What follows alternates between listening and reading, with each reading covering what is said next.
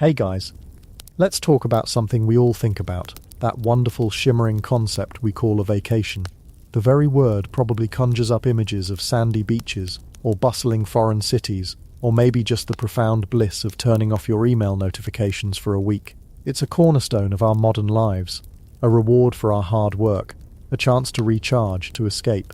But tonight, we're going to gently peel back the centuries and look at where that idea comes from, or more accurately, where it doesn't come from. We're going on a journey to the Middle Ages to ask a very simple question. What was it like to go on vacation back then? The answer is complicated, and frankly, a little bit remarkable in its own right. It's a story of incredible resilience and a mindset so different from our own, it might as well be from another planet. As always, I am so grateful to have you here, settling in for the night. If you genuinely enjoy what I do here, a simple like or subscribe really does help this little corner of the internet grow. It lets me know that you're out there, and it's a wonderful bit of encouragement. And I'm always curious, where in the world are you listening from tonight? It's amazing to think of this quiet little community we're building, all of us scattered across the globe, sharing these stories in the dark. But that's enough of that. The real work is about to begin. Your only job now is to get comfortable, dim the lights, pull the covers up a little higher, maybe turn on a fan for that soft background hum, and just let your body start to unwind. Let your focus soften. You don't need to remember any of this. Just let the story wash over you. Let's ease into tonight's journey together. Chapter 1. The Illusion of Free Time, Work, Obligation, and the Medieval Calendar. To even begin to understand the medieval idea of a vacation, we have to perform a bit of mental surgery. We have to carefully remove a concept that is so deeply embedded in our modern brains that we barely even notice it's there. The concept of our time. You think of your day in blocks, don't you? Work time, family time, gym time, screen time, me time. You might have a calendar, digital or paper, where you schedule appointments and plan your week. You might complain that you don't have enough time, but underlying all of that is the fundamental assumption that the time, in the end, belongs to you. It's your personal resource to manage, to spend, to save, or to waste. For the vast majority of people living in the Middle Ages, that sprawling, messy period roughly from the 5th to the 15th century, this idea would have been utterly baffling. Time wasn't a personal commodity. It wasn't something you owned. Instead, your time was pre-allocated, already spoken for, claimed by three immense non-negotiable forces before you even woke up in the morning. Your time belonged to your Lord. It belonged to the church, and most of all, it belonged to the dirt under your feet and the sky over your head. It belonged to the land itself. The modern idea of vacation hinges on the idea of discretionary time and discretionary income. You have to have a little extra of both. For a medieval peasant who made up something like 90% of the population, both of these things were basically science fiction. Their lives were governed by a relentless rhythm, a calendar that was part agricultural, part religious, and entirely mandatory. It wasn't a suggestion, it was the operating system of their entire world, and there was no off switch. So before we can even talk about packing a bag and hitting the road, we have to understand the invisible cage that defined their existence. We have to understand how their time was spoken for, second by second, day by day, season by season. Let's start with the most immediate and tangible owner of a peasant's time, the lord of the manor. We've all heard the term feudalism. It's one of those words from history class that sounds vaguely important and slightly dusty. But at its core, feudalism was, for most people, a time management system. A very, very one-sided time management system. Imagine you're a serf living in, say, 12th century England. You weren't a slave, not exactly. You couldn't be bought and sold like a piece of furniture. But you also weren't free. You were legally tied to the land you were born on. The little village, the fields surrounding it, the woods at the edge, that was your entire world. Leaving without the Lord's permission was a crime called flight, and you could be hunted down and dragged back. So the very first requirement of a vacation, the ability to go somewhere else, was off the table from the start. But the restrictions went much deeper than just geography. They went right into your weekly schedule. You lived on a plot of land, a small cottage with a little garden, that you worked to feed your family, but that wasn't a gift. In exchange for this privilege and the Lord's protection, which mostly meant protection from the Lord himself and his men, you owed him your labour. This was a system politely known as corvée labour, or week work. For a set number of days every single week, usually 2 or 3, You weren't working on your own little strip of land. You had to go and work on the Lord's land, the best, most fertile land in the manor, which was called the Demesne. You would plough his fields, sow his crops, weed his gardens, and harvest his grain. This wasn't paid work, this was your rent, paid in hours and sweat. Think about that. Imagine if your landlord, instead of asking for a check on the first of the month, showed up at your door every Monday and Tuesday morning and said, "All right, time to come and vacuum my place and do my laundry." It's an absurd thought for us, but for a medieval serf, it was the fundamental reality of life. Monday, Tuesday, Wednesday, those days didn't belong to you, they belonged to him. And it didn't stop there. During the busiest times of the agricultural year, like the main harvest in late summer, the Lord could demand extra days of work, known as boon work. This was framed as a special request, but it was about as optional as a tax audit. Everyone, men, women and children old enough to walk, would be called out to the fields to bring in the Lord's harvest before their own. His crop was the priority.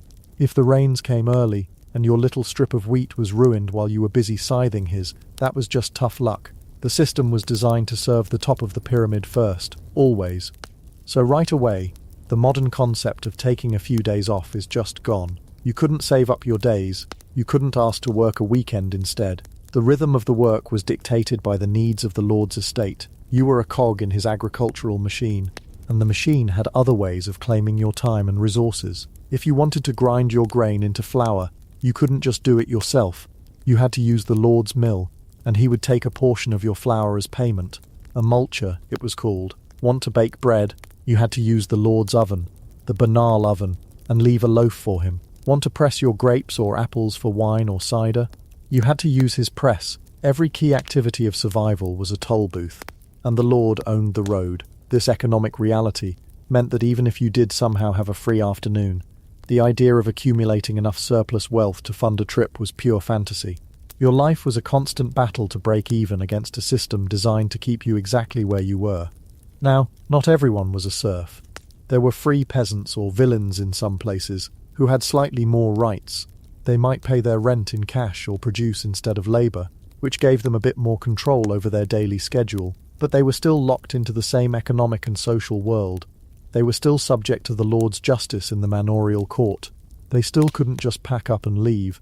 Their freedom was a highly relative term. It was like the difference between being in a small cage and a slightly larger cage. The view is a little better, but you're still not going anywhere. Then you had the people in the growing towns and cities, the artisans, the craftsmen, the merchants. Here you might think is where we find the seeds of leisure, and in a way you'd be right. A blacksmith or a weaver wasn't tied to the land. They owned their time in a way a serf could only dream of. They worked for themselves, took orders and kept the profits, but their time was just as heavily mortgaged, just in a different way. Their work was governed by the guilds, the powerful trade organizations that set prices, controlled quality, and dictated working hours. They worked from sunrise to sunset, 6 days a week, not because a lord was standing over them with a stick, but because the economic pressure was relentless. If they didn't work, they didn't eat, and the work was hard, physical, and often dangerous. A day off was a day without income, a risk they could rarely afford. Their freedom was the freedom to work themselves to the bone. So the first great master of medieval time, the Lord, essentially monopolized a person's labor and location. The economic structure of feudalism was a massive barrier to the very idea of travel for pleasure. But there was another power, one that was even more pervasive, that structured every hour of every day for everyone, from the lowest serf to the king himself, and that was the church. If the Lord owned the week, the church owned the clock. In our world, time is a smooth, continuous line. We measure it in seconds, minutes, hours, and it flows one into the next. The medieval world didn't really think of time that way. They didn't have clocks on their wrists or phones in their pockets. For most people, the only timekeeper was the sun in the sky and the bell in the church tower. Life was measured not in hours, but in the tolling of the bell for the canonical hours of prayer. The day was punctuated by these sounds: the bell for matins and lauds before dawn, calling monks to prayer; the bell for prime around sunrise, signalling the start of the workday; terce in the mid-morning, sext at midday, nons in the afternoon, vespers at sunset, and compline after dark before bed. These bells were the soundtrack of medieval life. They told you when to get up, when to go to the fields, when to take a short break for a meal, and when to go home. The church didn't just mark Sundays, it sliced up every single day into segments of work and prayer. It provided the rhythm, the pulse for the entire community. It was the medieval equivalent of your phone buzzing with calendar notifications, except you couldn't swipe to dismiss it. This constant audible reminder of religious duty points to the second great owner of medieval time. A significant portion of your year was dedicated not to your Lord, and not to your own survival, but to God. This brings us to the most misunderstood concept in this whole discussion, the holy day, from which we get our modern word holiday. When we hear holiday, we think of a day off, a day for relaxation, for family, for fun. In the Middle Ages, a holy day was, first and foremost, a day of obligation. It was a day you were forbidden to work, but that didn't mean it was a day for you to do whatever you wanted. It was a day you were commanded to go to church. Attendance at Mass on major holy days was mandatory. Missing it without a very good excuse was a sin. And the parish priest, who knew everyone in his small village, would absolutely notice if you weren't there. The day was centered around a long church service, often in a language Latin that most of the congregation couldn't understand. They would stand on the cold stone or dirt floor, listening to chants and sermons, their minds likely drifting to the weeds that needed pulling in their garden, or the leaky patch in their cottage roof. It was a duty to be performed, and there were a lot of them. Besides every Sunday, the liturgical calendar was jam-packed with holy days. There were the major feasts of the church calendar, Christmas, Easter, and Pentecost. These were huge, multi-day affairs. Then there were the days dedicated to the Virgin Mary, like the Annunciation and the Assumption. Then came the Apostles' Days, and the days of countless saints, the patron saint of the local church, the patron saint of the kingdom, the patron saint of your particular guild. Depending on the time and place, people could be expected to observe anywhere from 40 to over 100 holy days in a year, on top of all the Sundays. If you add it all up, it looks like a medieval peasant had more days off than a modern office worker. But this is where the raw numbers are so misleading. These weren't days for personal leisure, they were days of communal religious observance. After the mandatory church service, what happened then? This is where we get a glimmer of something that looks like leisure. If the holy day wasn't a particularly solemn one, like Good Friday, the afternoon might be given over to celebration. But this celebration was almost always communal. It wasn't about individual relaxation, it was about reinforcing the bonds of the village. There might be a village feast, especially after the harvest, where the Lord might provide a cask of ale and some extra food. There were games, rough, chaotic, and often violent versions of football, where entire villages might play against each other, with the goal being to get a pig's bladder to the neighbouring village's church. There was wrestling, archery practice, which was often legally required for men, and stone throwing. There was drinking, a lot of drinking. Ale was the safe, calorie-rich beverage of choice for everyone, including children, and on a feast day, people drank to excess.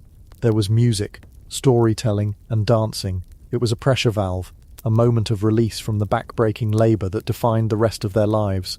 But it wasn't a vacation. It was a prescribed, communal, and often rowdy party that happened right there in the village. You celebrated with the same 100 or so people you saw every single day. The idea of using a holy day to get away from it all would have been nonsensical. You were getting into it all, diving into the very heart of your community. And even this time off was fragile. While the church forbade servile labour on holy days, lords and peasants alike often grumbled that there were too many of them.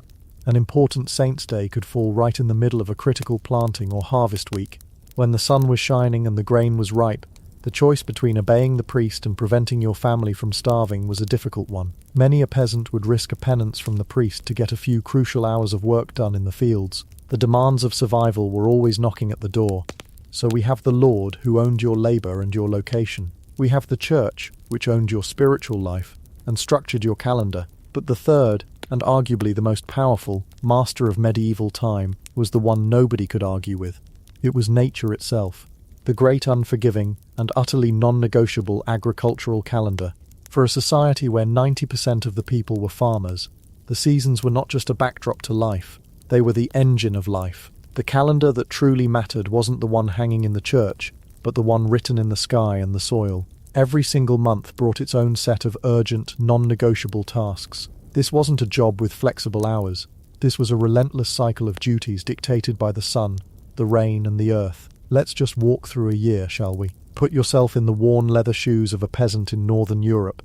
The year doesn't really begin on January 1st. It begins after the brief, festive respite of the 12 days of Christmas. January arrives, cold and grim. The ground is frozen solid. This is a time for indoor work, if you're lucky. Mending tools that broke during the harvest, sharpening ploughshares, weaving cloth, repairing the wattle and daub walls of your hut with a charming mixture of mud, straw, and animal dung to try and keep the wind out. The main outdoor job is carting manure from the animal sheds out to the fallow fields, letting it sit there so it can be ploughed in later. The days are short, the nights are long, and the food stores are starting to dwindle. This isn't a time of cozy rest.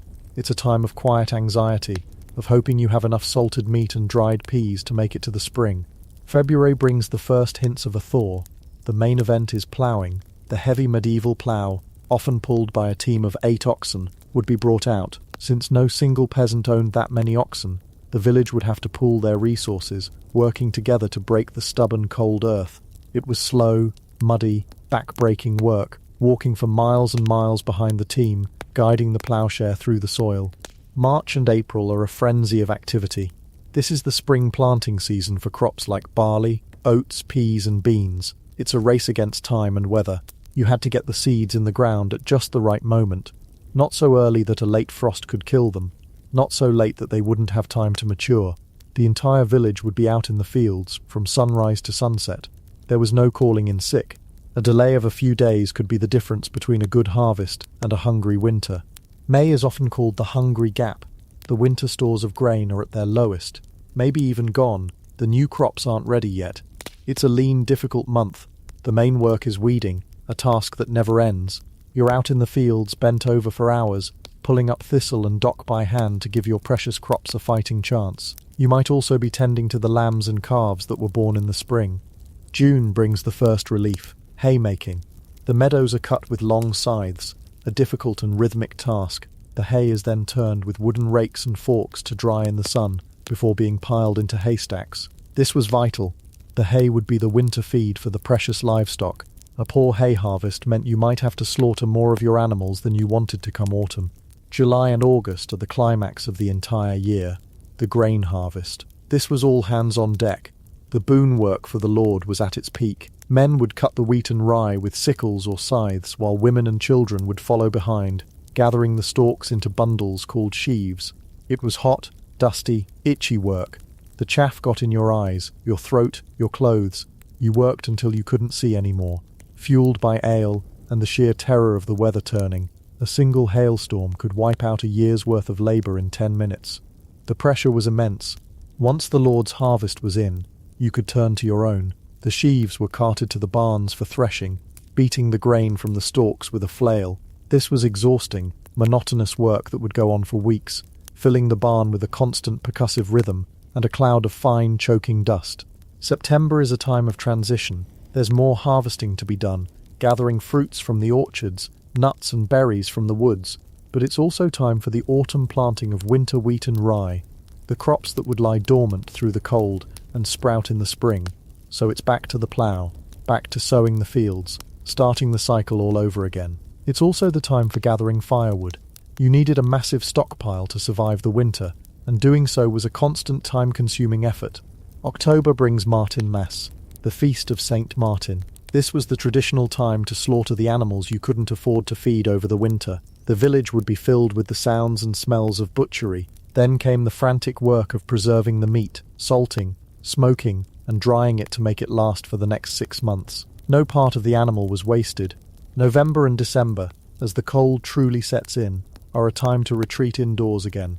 More threshing, more tool mending, and then finally, the 12 days of Christmas, the one real sanctioned break in the entire agricultural year, a time of feasting and rest before the whole unforgiving cycle cranked back into motion in the cold mud of January. When you look at the year laid out like that, where exactly would you pencil in a 2-week vacation? Where is the gap? There isn't one. The work was not a job in the modern sense. It was a state of being, and it was precarious. One bad harvest, one sick ox, one dry spring, could push a family from subsistence to starvation. The idea of voluntarily stopping this relentless cycle to go on a trip for fun would have been seen as not just impractical, but a form of madness. It was tempting fate. So when we try to superimpose our modern idea of a holiday onto the medieval world, it just doesn't compute. The three great masters of their time, the Lord, the Church, and the calendar, left no room for it. Time was not a personal possession. Freedom of movement was not a right. Surplus income was not a reality. The very concept of leisure was different. It wasn't about individual self-improvement or quiet relaxation. It was about explosive communal release. It was about reaffirming your place in a social and cosmic order that you had no power to change. You didn't leave your world to relax. You plunged deeper into it. This is the foundation we need to understand. This was the reality for the overwhelming majority. Life was a treadmill of obligation, and the scenery rarely changed. Before we can explore the strange and specific reasons why some people did travel, we have to sit with this fundamental truth. For the average person in the Middle Ages, the most profound journey they could expect to take was the one from the church, to the fields, to their cottage, and back again. Their world was small, their time was not their own, and the very idea of a vacation was an illusion, a dream they didn't even know how to have. Chapter 2. The Pious Tourist. Pilgrimage as the Great Medieval Vacation. And yet, the roads were not entirely empty, for all the binding ties of feudal obligation. For all the mud and monotony that chained a person to their village, there was one force powerful enough to compel them to move, one idea so profound it could convince a lord to grant leave, a family to say a tearful goodbye, and an ordinary person to willingly step out onto a path of unimaginable hardship. It wasn't the pursuit of pleasure or leisure or what we would call a holiday. It was something far more urgent, a kind of spiritual fire drill for the soul. It was called pilgrimage. This was the great, and for most, the only exception to a stationary life. Pilgrimage was the medieval world's answer to the road trip, the backpacking adventure, and the spiritual retreat, all rolled into one, except with a much higher chance of not coming back.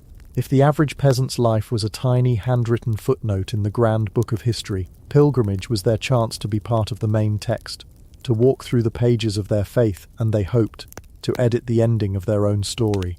So let's unpack this. What could possibly motivate our medieval friend?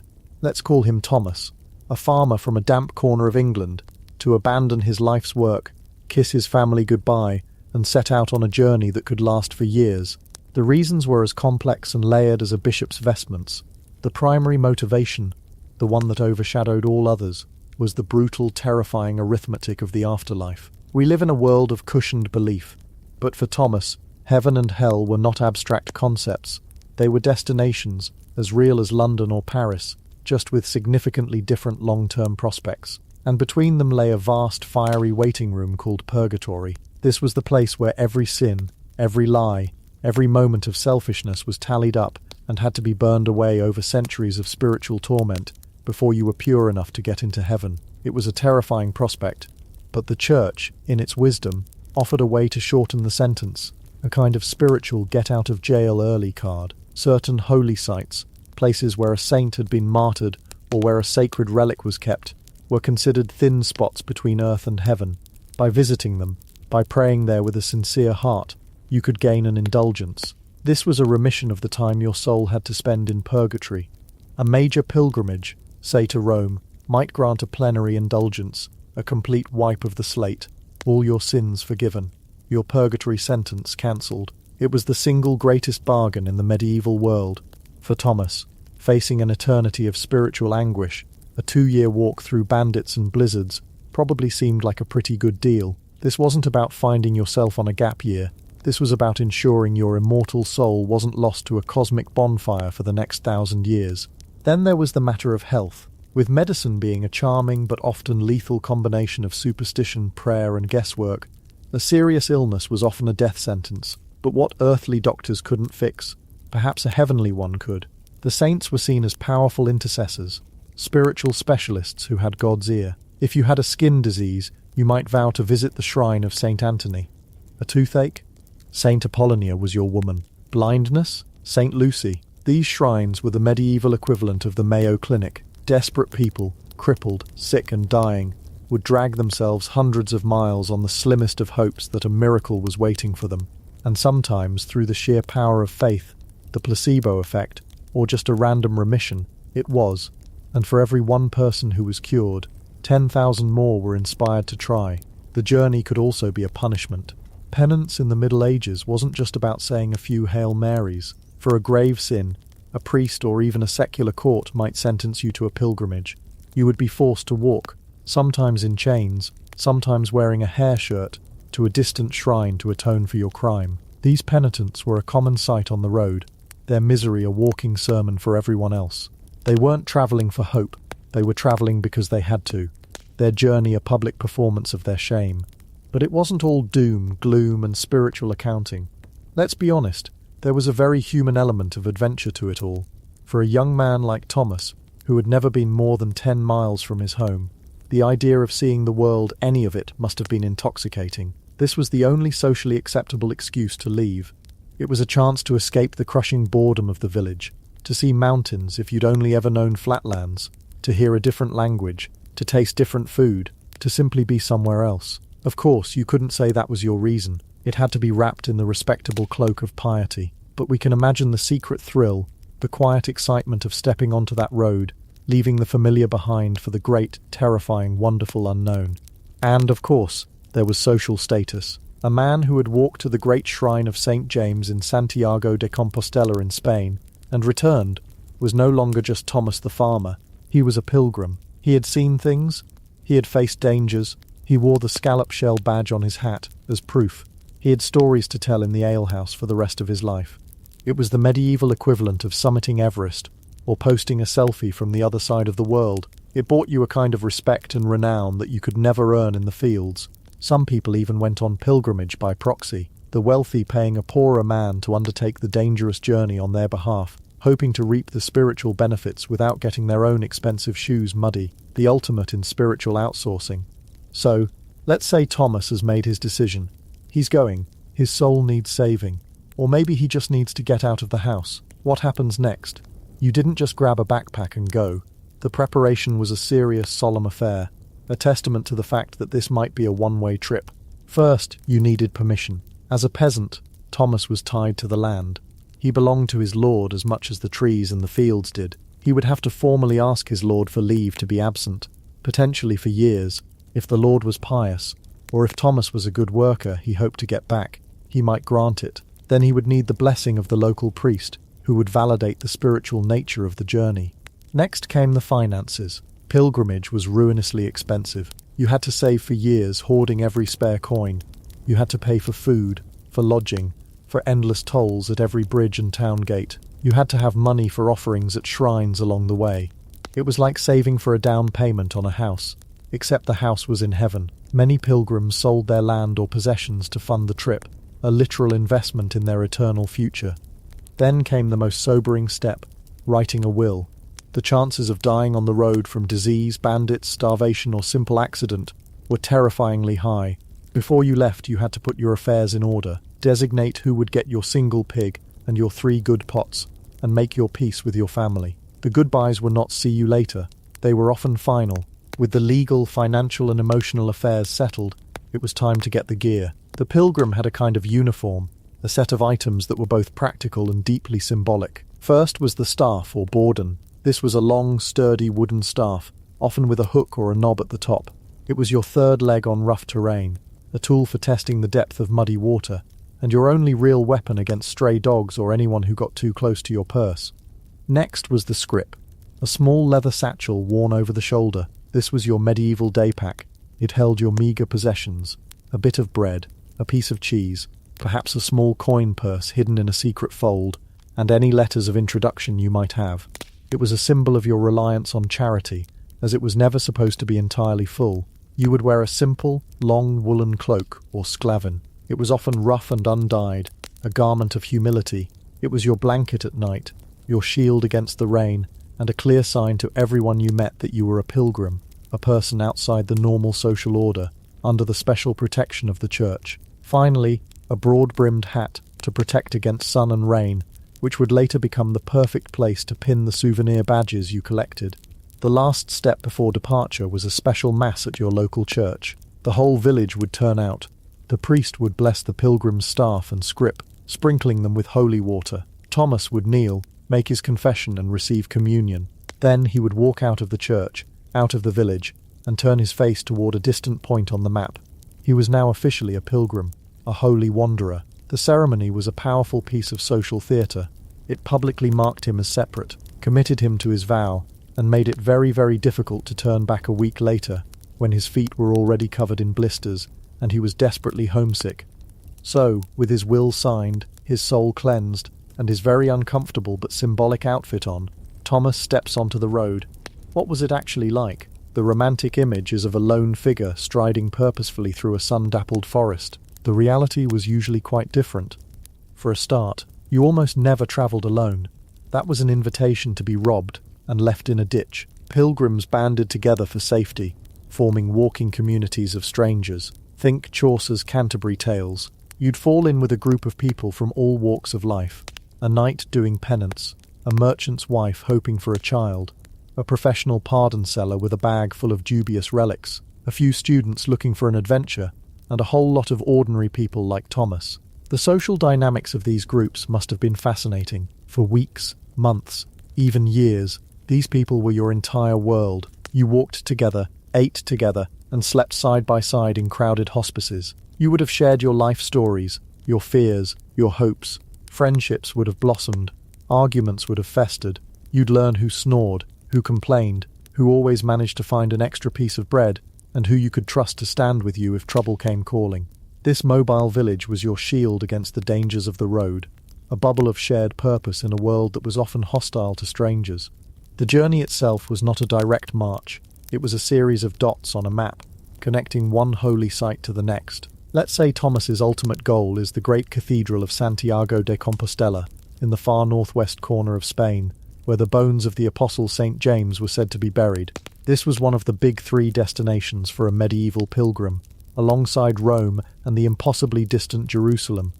To get to Santiago from England, Thomas would first have to make his way to a southern port like Southampton or Plymouth. There he'd have to negotiate passage on a ship across the notoriously rough English Channel to France. Forget cruise ships. This was a small, stinking, crowded wooden vessel, where seasickness was guaranteed, and drowning was a distinct possibility.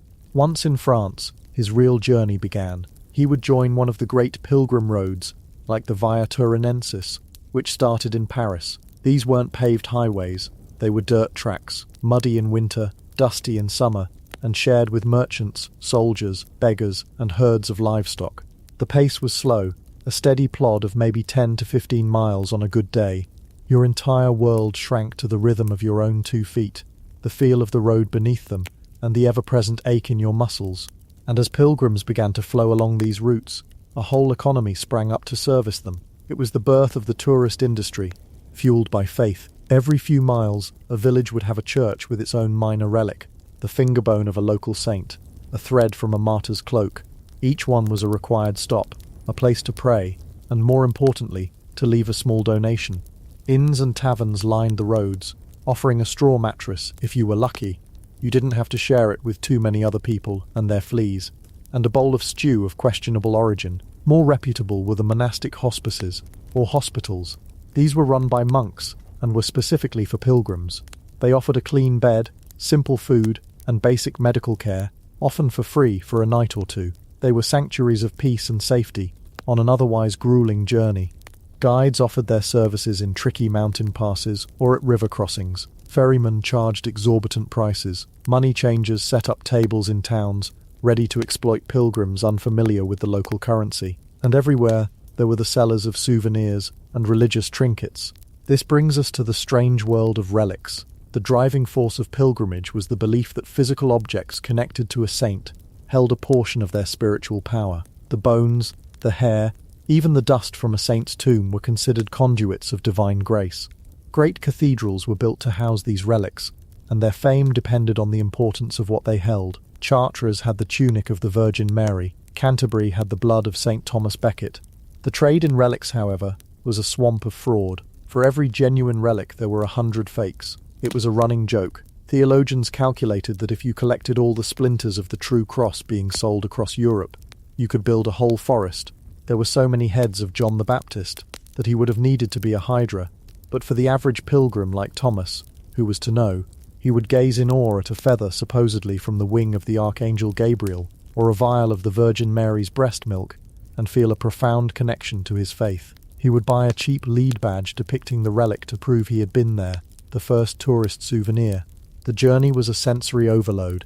Imagine the sounds, the constant tramp of feet, the creak of leather, the murmur of prayers in a dozen different languages, the clang of a distant church bell promising rest, the sudden shout of bandits, the smells, the incense and melting wax inside a dark church, the ripe stench of unwashed bodies crammed into a hospice dormitory, the wood smoke of a campfire, the overpowering smell of dung in a farm town, the fresh, clean scent of pine in a mountain pass. This wasn't a sterile, curated experience. It was life in all its raw, messy, and profound detail. Thomas would see wonders he could never have imagined, a soaring cathedral that seemed to defy gravity, a bustling city of thousands of people, perhaps even the snow-capped peaks of the Pyrenees, which might as well have been the edge of the world. He was consuming sights just like a modern tourist, collecting experiences and building a stock of memories that would last a lifetime. But alongside the wonder, there was a constant grinding threat of danger. The life of a pilgrim was cheap. The roads, especially through forests or mountains, were infested with bandits. These weren't dashing highwaymen. They were desperate, brutal thugs who would kill you for your shoes. Traveling in a large group was your best defense, but it wasn't foolproof. The fear of being ambushed was a constant traveling companion. An even greater threat, however, was one you couldn't see: disease. Sanitation was non-existent. Water sources were often contaminated. People were crammed together in filthy conditions. A simple cut could lead to a fatal infection. A stomach bug could sweep through a group of pilgrims, leaving half of them dead in a matter of days. Dysentery, the bloody flux, was a terrifyingly common end for a pilgrim. Every time Thomas took a drink of water or ate a piece of bread, he was rolling the dice. We worry about flight delays and lost luggage. He had to worry about dying of dehydration on the side of a Spanish road. The natural world itself was an adversary. The sun could beat down, causing heat stroke. A sudden blizzard in the mountains could freeze a group in its tracks. A flooded river could wash away a bridge, forcing a detour of hundreds of miles or a dangerous crossing. Getting lost was easy. Maps were rare and unreliable.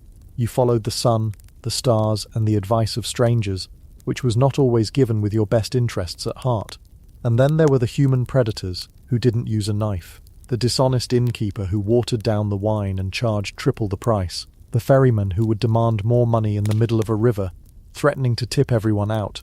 The sellers of fake relics, who preyed on the desperate and the devout. The pilgrimage routes were a magnet for every kind of con artist and grifter in medieval Europe. You had to be constantly on your guard, your piety warring with a necessary and deep-seated suspicion of your fellow man. Let's imagine Thomas survives it all. He crosses the Pyrenees, a monumental feat of endurance, and enters Spain. The landscape changes, the language is different, the air is hotter. He follows the network of trails known as the Camino de Santiago, the Way of St. James. He sees the special Iron Cross, the Cruz de Ferro, where pilgrims for centuries have left a stone from home, lightening their physical and spiritual load. Finally, after months or even years of walking, he sees it on the horizon, the spires of the great cathedral of Santiago de Compostela. The emotional impact is impossible for us to fully grasp. It was the culmination of everything. Every painful step, every fearful night, every prayer muttered through chapped lips had led to this moment. Grown men would fall to their knees and weep. They had made it. They had reached the edge of the known world and found their salvation. Inside the cathedral, a series of rituals awaited him. He would give thanks, attend a special mass, and make his confession. He would climb the stairs behind the main altar to embrace the golden statue of St. James. And most importantly, he would descend into the crypt to pray before the silver casket, said to hold the apostles' holy bones. This was the spiritual climax, the moment of direct contact with the divine he had walked so far to experience. Before leaving, he would acquire his proof. He would buy a scallop shell, the symbol of St. James, and sew it onto his hat or his scrip. This was his certificate of completion, an undeniable sign to everyone back home that he had done it. He was now a true pilgrim of Santiago. The journey home was often an afterthought in the stories, but it was just as dangerous and just as long as the journey out. There was the risk of anticlimax, the spiritual high of reaching the destination giving way to the grim reality of the long walk back.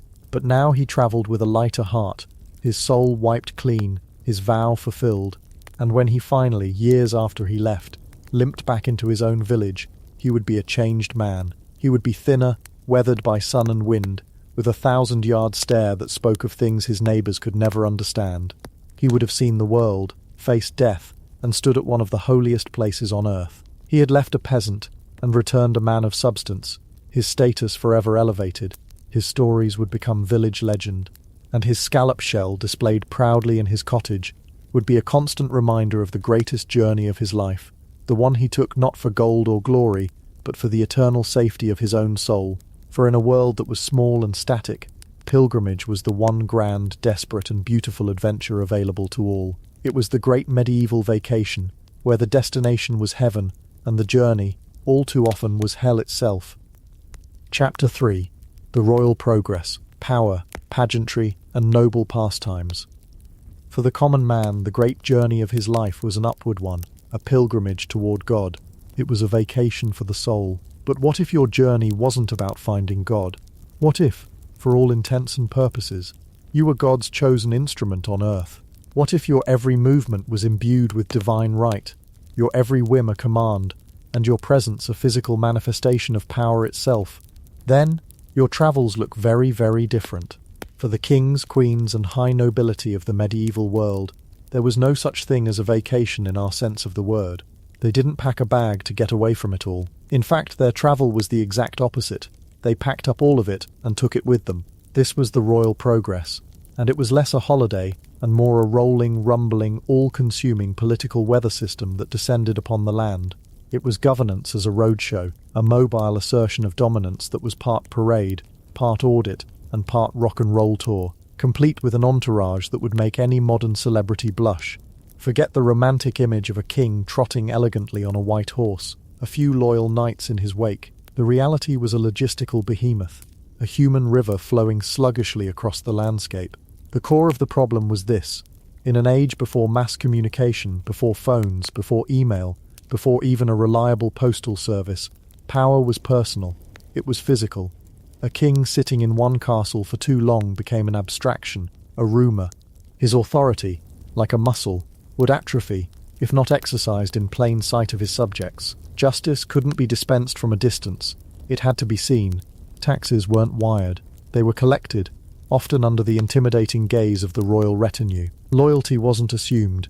It was constantly reinforced by the sheer, overwhelming spectacle of the monarch's presence. So the court had to move. And when the court moved, it moved everything. The king himself, the queen, their children, their attendants, their ladies-in-waiting. Then you have the high-ranking nobles, the dukes and earls, who were expected to attend the king, each with their own smaller but still substantial retinues. Add to that the administrative backbone of the kingdom, the chancellor, the treasurer, the clerks, the scribes. These were the men who carried the government in chests and on parchment. The royal seal, the official records, the Domesday Book. This wasn't just a trip. It was the relocation of the entire C-suite and central administration of a major corporation. Only the corporation was a country, and the office supplies included swords and a crown. Then came the household staff. This wasn't a skeleton crew. This was a legion. Cooks and scullions to feed the hundreds of mouths, grooms and farriers for the hundreds, sometimes thousands of horses, laundresses fighting a hopeless war against mud and grime, chaplains for the soul, physicians for the body, and of course the security detail, a small army of knights and men-at-arms, their armour glinting in the sun, a constant, unsubtle reminder of the iron fist within the velvet glove of majesty. And then there was the stuff, the baggage train, a line of groaning, creaking, axle-snapping carts that could stretch for miles. The king did not travel light. He certainly didn't trust that the provincial castle he was about to descend upon would have linens up to his standard, so he brought his own, the royal bed, a massive carved wooden affair that had to be disassembled and reassembled at every stop travelled with him. So did his tapestries, huge, heavy woven masterpieces that were the medieval equivalent of portable murals. They weren't just for decoration, they were for insulation, turning a drafty, cold stone hall into something marginally more livable. His clothes, his jewels, his personal chapel altar, his documents and, crucially, his treasury, chests filled with silver and gold coins, the kingdom's cash reserves, trundling along muddy tracks, a tempting target for any outlaw with a death wish. Even the royal wine cellar was on the move, barrels of fine vintages from France sloshing along, because a king could not be expected to drink the local swill. Imagine being the person in charge of all this, the marshal of the household, a man whose entire existence was a cascade of stress. He had to plan the route, ensuring there were rivers that could be forded and bridges that could hold the weight. He had to arrange provisions for a small town on the move every single day. He had to find suitable lodging, not just for the king, but for every single person in this sprawling human caravan, from the loftiest duke to the lowliest dog handler. It was an exercise in pure, unadulterated chaos management. The whole procession moved at the speed of its slowest component, which was usually a heavily laden cart stuck in the mud. 10 to 15 miles on a good day was considered excellent progress. On a bad day, they might barely move at all, the entire glittering pageant of power reduced to a stationary traffic jam, stewing in the rain. The sound of it alone must have been overwhelming, not the gentle clip-clop of hooves you see in films. It was a cacophony, the rumble and squeal of hundreds of wooden wheels, the shouts of wagon drivers, the incessant barking of hunting dogs, the jangle of harnesses, the clank of armor, the lowing of cattle being driven alongside for the evening meal, and the constant hum of hundreds of human voices. It wasn't a quiet journey through the countryside, it was an invasion of noise. And when this rolling city finally arrived at its destination, the castle of some powerful lord, it wasn't a moment of relief for the host, it was a moment of profound and utter panic. Receiving the king was an immense honor, one you couldn't possibly refuse. It was also a financially catastrophic event, the medieval equivalent of having your city host the Olympics with 2 weeks' notice, and footing the entire bill yourself. The lord of the castle was expected to provide for everyone and everything, food, drink, and lodging for the entire royal entourage. This could mean 500, 1,000, sometimes even 2,000 extra people, and these weren't people who were happy with a bowl of thin stew. They were courtiers.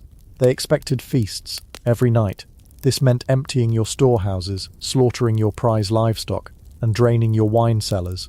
The king and his household also operated under a charming principle called purveyance. This was the royal right to requisition, or simply buy supplies from the local area at a fixed, non-negotiable, and usually well below market rate price. For the local farmers and merchants, the arrival of the king was less a joyous occasion and more a royally sanctioned looting. It was the great medieval dine and dash.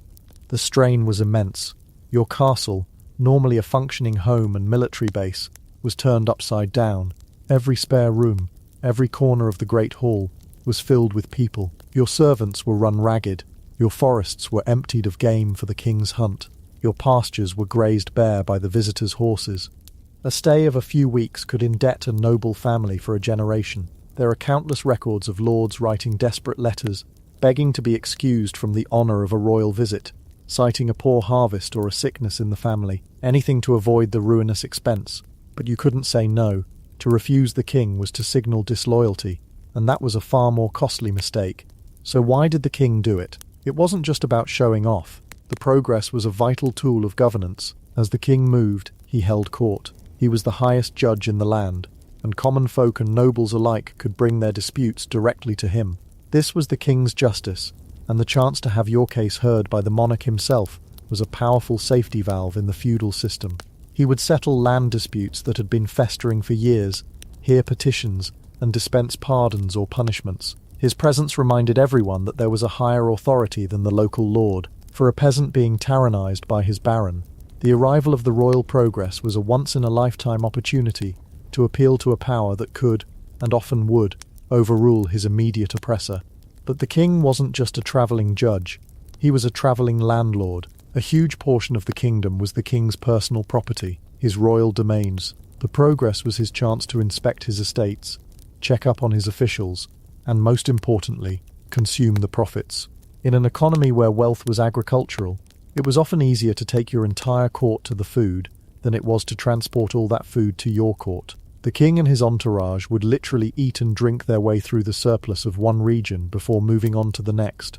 It was a form of living off the land that was both practical and deeply symbolic.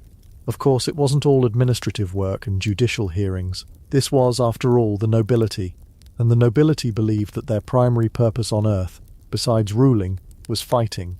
When they weren't at war, they practiced for it. and the royal progress provided the perfect opportunity for the two great noble pastimes that were, in essence, war games, the hunt and the tournament. The medieval hunt was nothing like a quiet morning spent in a deer stand. It was a massive, complex, and highly ritualized military operation. When the king decided to hunt, hundreds of people were mobilized. Beaters would spend days driving the game, usually red deer or wild boar, from a huge swathe of forest toward a pre-arranged path. The nobility would wait at specially constructed stands or on horseback, ready for the chase. It was a thunderous, chaotic, and dangerous affair. A cornered wild boar with its sharp tusks was a formidable and often lethal opponent, capable of disemboweling a horse or a man with a single charge. But the hunt was more than just sport. It was a social and political theatre. Your skill in the chase, your bravery, the quality of your horses and dogs, all of it was on public display. It was a chance to win the king's favour, to show your martial prowess in a setting that was slightly less deadly than a battlefield. There was an entire vocabulary and etiquette surrounding the hunt, from the specific calls on the hunting horn that signalled different stages of the chase, to the precise, almost surgical manner in which the slain animal was butchered, and its parts distributed according to rank. The breaking of the deer was a ceremony in itself, and being given a prime cut by the king was a sign of great honour. Alongside the hunt was the even more refined, but no less competitive sport of falconry. While the hunt was about thunderous power, hawking was about grace, precision, and immense patience. A prized falcon or hawk was worth a fortune, sometimes more than a warhorse. These birds were treated with a reverence that bordered on the religious. They were meticulously trained, and the bond between a falconer and his bird was one of deep, unspoken understanding. On a crisp morning, the royal party would ride out into open fields, the falconers carrying the hooded birds on their gloved fists.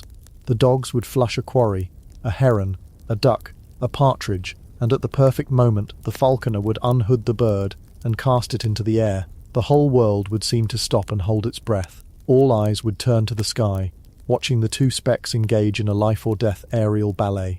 The hawk, climbing high above its prey in a stoop, before folding its wings and plunging downwards at speeds exceeding 200 miles per hour. The sound of the wind whistling through its feathers, the desperate manoeuvring of the quarry, and the final decisive strike. It was a spectacle of controlled, natural violence, and for the medieval nobility, it was the height of sophisticated entertainment. Owning a fine hawk was a status symbol, a living jewel that demonstrated your wealth and your mastery over the natural world. And then there was the tournament. If the hunt simulated the chaos of a chase, the tournament simulated the brutal reality of hand-to-hand combat. When the royal progress stopped for an extended period, a tournament might be announced. This was a major event that drew knights and spectators from all over the region. It wasn't just a simple joust, it was often a multi-day festival of martial games. The main event was often the melee, a massed team battle, where dozens, sometimes hundreds of knights would fight in a large enclosed field. The objective wasn't necessarily to kill, but to capture your opponents and hold them for ransom. It was incredibly violent, a chaotic scrum of flailing swords, splintering lances, and dented armour. Injuries were common, and deaths were not unheard of. It was the medieval version of a full-contact sport, played with lethal weapons. The joust, the event we most associate with tournaments, was the headliner. Two knights, encased in elaborate and fantastically expensive plate armour, would charge at each other from opposite ends of a list, their goal to shatter their lance on their opponent's shield or helmet. It required incredible skill, horsemanship, and raw courage. To be a champion jouster was to be a superstar, celebrated in song and story, and showered with prizes and the favour of high-born ladies. The pageantry was breathtaking, the colourful banners, the heralds announcing the combatants, the knights dedicating their performance to a chosen lady by wearing her scarf or ribbon. It was the perfect fusion of chivalric romance and brute force. For the king, a tournament held during his progress was a masterstroke of public relations and political management. It allowed his knights to blow off steam and test their skills without starting an actual war. It provided a dazzling spectacle for the local populace, reinforcing the glamour and power of his court.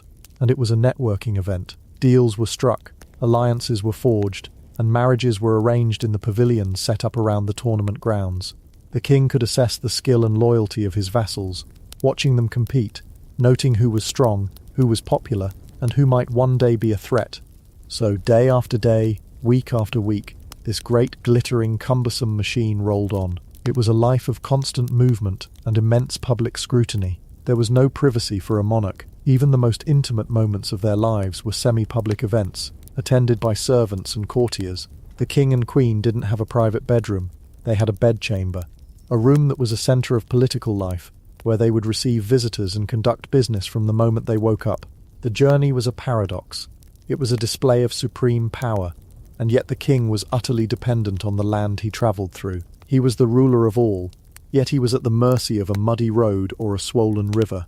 His life was a whirlwind of ceremony, justice, sport, and feasting, but it was also a life of constant discomfort, sleeping in a different bed every few nights, even if it was your own bed, assembled by your servants, enduring the cold draughts of unfamiliar castles, the choking smoke of a poorly drawing hearth. The food might be lavish, but sanitation was, to put it politely, rudimentary. The smell of the progress, a mixture of unwashed bodies, horse manure, wood smoke, and cooking food, must have been an entity in itself, announcing the court's arrival long before it was seen. This was not a vacation. It was the job of being king made manifest. It was a slow, majestic, and utterly exhausting performance, a reminder to every person, from the highest duke in his castle to the humblest peasant in his field, that the kingdom was not a map, and the king was not just a name. He was a real, physical presence, and his power was as tangible as the ground-shaking rumble of his baggage train, a force of nature that reshaped the world wherever it went, consuming everything in its path, leaving behind empty larders, exhausted hosts, and a renewed, and often fearful, sense of loyalty and awe. It was the ultimate power trip, in the most literal sense of the word. Chapter 4. The rhythm of the local festivals, fairs, and the peasant's holiday. But after the king's baggage train had rumbled away, after the last echo of the hunting horn had faded, and the churned-up mud of the royal road had begun to settle, what was left, for the vast, overwhelming majority of people who witnessed that grand procession? The world snapped back to its original, much smaller size. The king was a comet, a spectacular, terrifying and temporary streak across their sky, but their lives were governed by the slow, predictable, and eternal turning of the stars. Their universe was the parish. Their map was the network of footpaths between their village and the next, and their sense of time was measured not in the reigns of kings, but in the sacred and repeating rhythm of the church bell. For them, the idea of a vacation, of going on vacation, as we would say, was a concept so alien it might as well have been from another planet. The very notion of packing a bag and setting off for a week of pure leisure, of self-directed relaxation, was an unimaginable luxury. Travel, as we've seen, was for soldiers, merchants, pilgrims, or kings. For everyone else, it was a dangerous, expensive, and frankly pointless endeavour. Why would you leave? Everything you knew, everyone you were related to, your work, your food, your entire identity, was rooted in a single patch of earth. To leave it was to become a ghost, a nobody. So if they couldn't go on vacation, did they just work endlessly, from the moment they were old enough to scare crows from a field, to the moment they were too old to do anything but sit by the fire? From our modern perspective, accustomed to the 5-day work week and the statutory 2-week holiday, it certainly seems that way, and the work was, without a doubt, a brutal, bone-deep slog, dictated by the sun and the seasons. But here is the great paradox of the medieval world, the little secret that defies our expectations. They may not have had vacations, but they had an enormous number of holidays. The very word, holiday, tells the story. A holy day, our modern concept of a secular break for rest and recuperation, has its ancient roots in religious obligation. You didn't get the day off because you had earned it through hard work.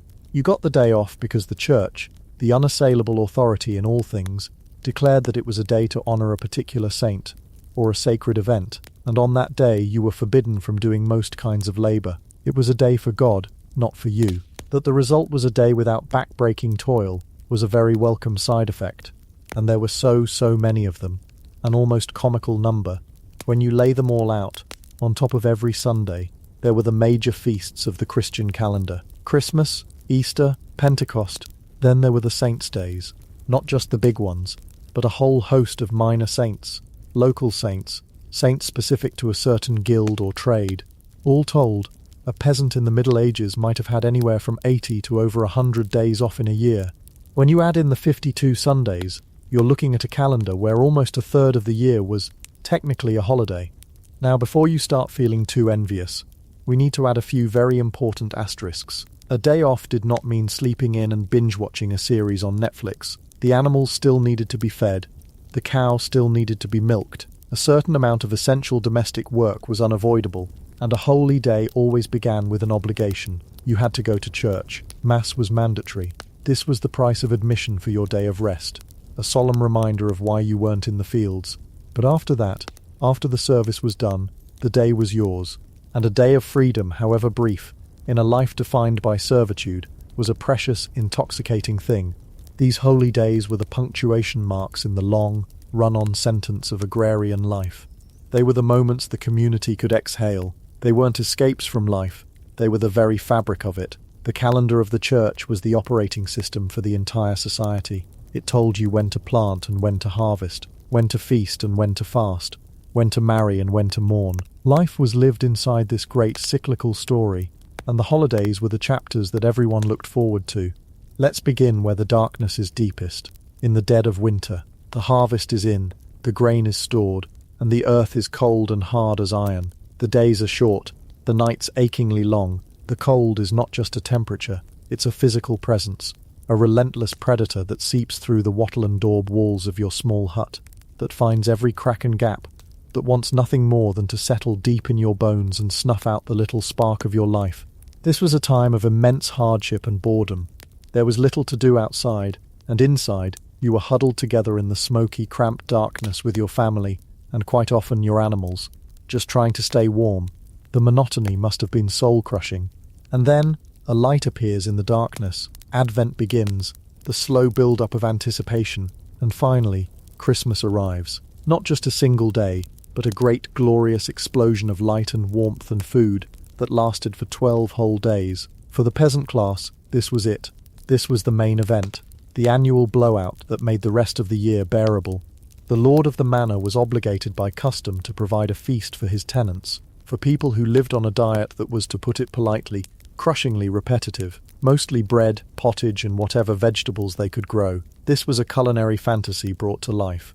Suddenly, the great hall of the manor house, a place they might only enter on official business, was thrown open. A colossal fire would be roaring in the central hearth, built around the Yule log. This wasn't just any old piece of wood. It was a carefully selected, massive log, sometimes a whole tree trunk, dragged into the hall with great ceremony. It was meant to burn for the entire 12 days, a symbol of enduring light and warmth, a defiant fist shaken in the face of the winter darkness. Its light would dance on the smoky timbers of the roof, and its heat would be a physical blessing, a feeling of deep, reassuring warmth that you could carry in your memory for months. And the food. Oh, the food. There would be meat, real meat, and lots of it. A roasted boar's head might be the centerpiece, a powerful symbol of the hunt and of plenty. There would be beef and mutton, geese and chickens, pies filled with whatever could be preserved. The bread would be made from fine wheat, not the coarse barley or rye they ate every other day. And there would be ale, rivers of it, strong, dark, nourishing ale, brewed specially for the occasion. For 12 days the rules of scarcity were suspended. It was a time to eat until you were full, and then eat some more, to store up calories and cheer against the long, lean months of January and February that were still to come. But the most remarkable tradition of the Christmas season was the one that truly turned the world on its head, the appointment of a lord of misrule, in a society built on a rigid, unshakable hierarchy, where everyone knew their place and dared not step out of it. This was a sanctioned period of glorious anarchy. A commoner, a peasant, would be chosen to preside over the festivities. He was given a mock court, a paper crown, and for a short time his word was law. He could command the real lord of the manor to fetch him a drink, or order a noble lady to sing a bawdy song. He was the master of the revels, and his job was to ensure that chaos reigned.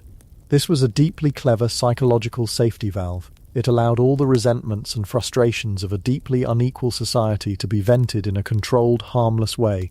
You could mock your betters, play pranks, and generally behave in ways that would get you whipped or thrown in the stocks any other time of the year. The world was deliberately, joyfully turned upside down. The servant became the master. The fool was treated as a king. It was a recognition, however brief, that the social order was just a construct, something that could be playfully set aside before being inevitably, and firmly put back in its place on the 13th day.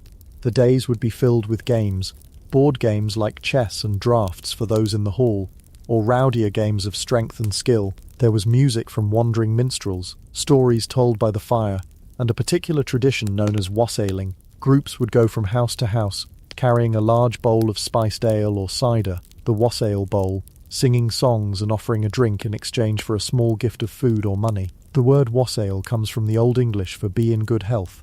It was a way of checking in on your neighbours, of sharing what little you had, of reinforcing the bonds of the community in the harshest season. You would even wassail the apple trees, pouring cider on their roots and singing to them to ensure a good harvest in the coming year. It was all part of the same magical thinking, a communal effort to bargain with the forces of nature, to keep the darkness at bay, and to remind each other that, as long as they were together, they would survive until the sun returned. And then, as suddenly as it began, it was over. The 12th night marked the end of the party. The Lord of Misrule was deposed.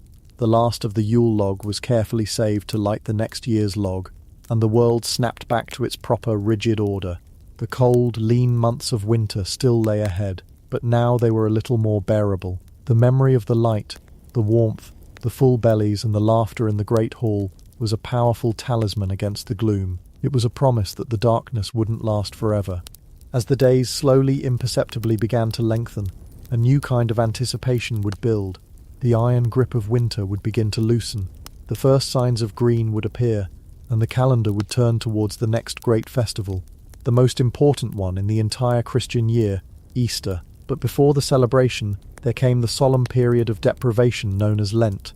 For 40 days, a strict fast was observed. Meat, eggs, and dairy were forbidden. It was a time of penance and reflection, a spiritual cleansing that was also, very practically, a way of rationing the last of the winter food stores until the new season of growth began. The day before Lent began was Shrove Tuesday, a last riotous blowout before the austerity. It was a day for feasting on all the things that would soon be forbidden. It was a day for confessions, to be shriven of your sins before the holy season. And it was a day for games. In towns and villages across the land, this was the day for a wild, chaotic, and often violent game that was an early ancestor of football. There were rarely any teams, and almost no rules. An entire village might play against a neighbouring village, using an inflated pig's bladder as a ball. The goal might be to get the ball to the other village's church porch. The game would surge through streets and fields, over fences and through streams. Injuries were common, and it was a perfect outlet for communal rivalries. It was one last explosion of earthly physical energy before the quiet contemplation of Lent descended. Lent was long and hard, but its end was marked by the greatest celebration of all. Easter was the triumph of life over death, of light over darkness. It was a theme that resonated profoundly with people whose entire existence depended on the annual rebirth of the world around them.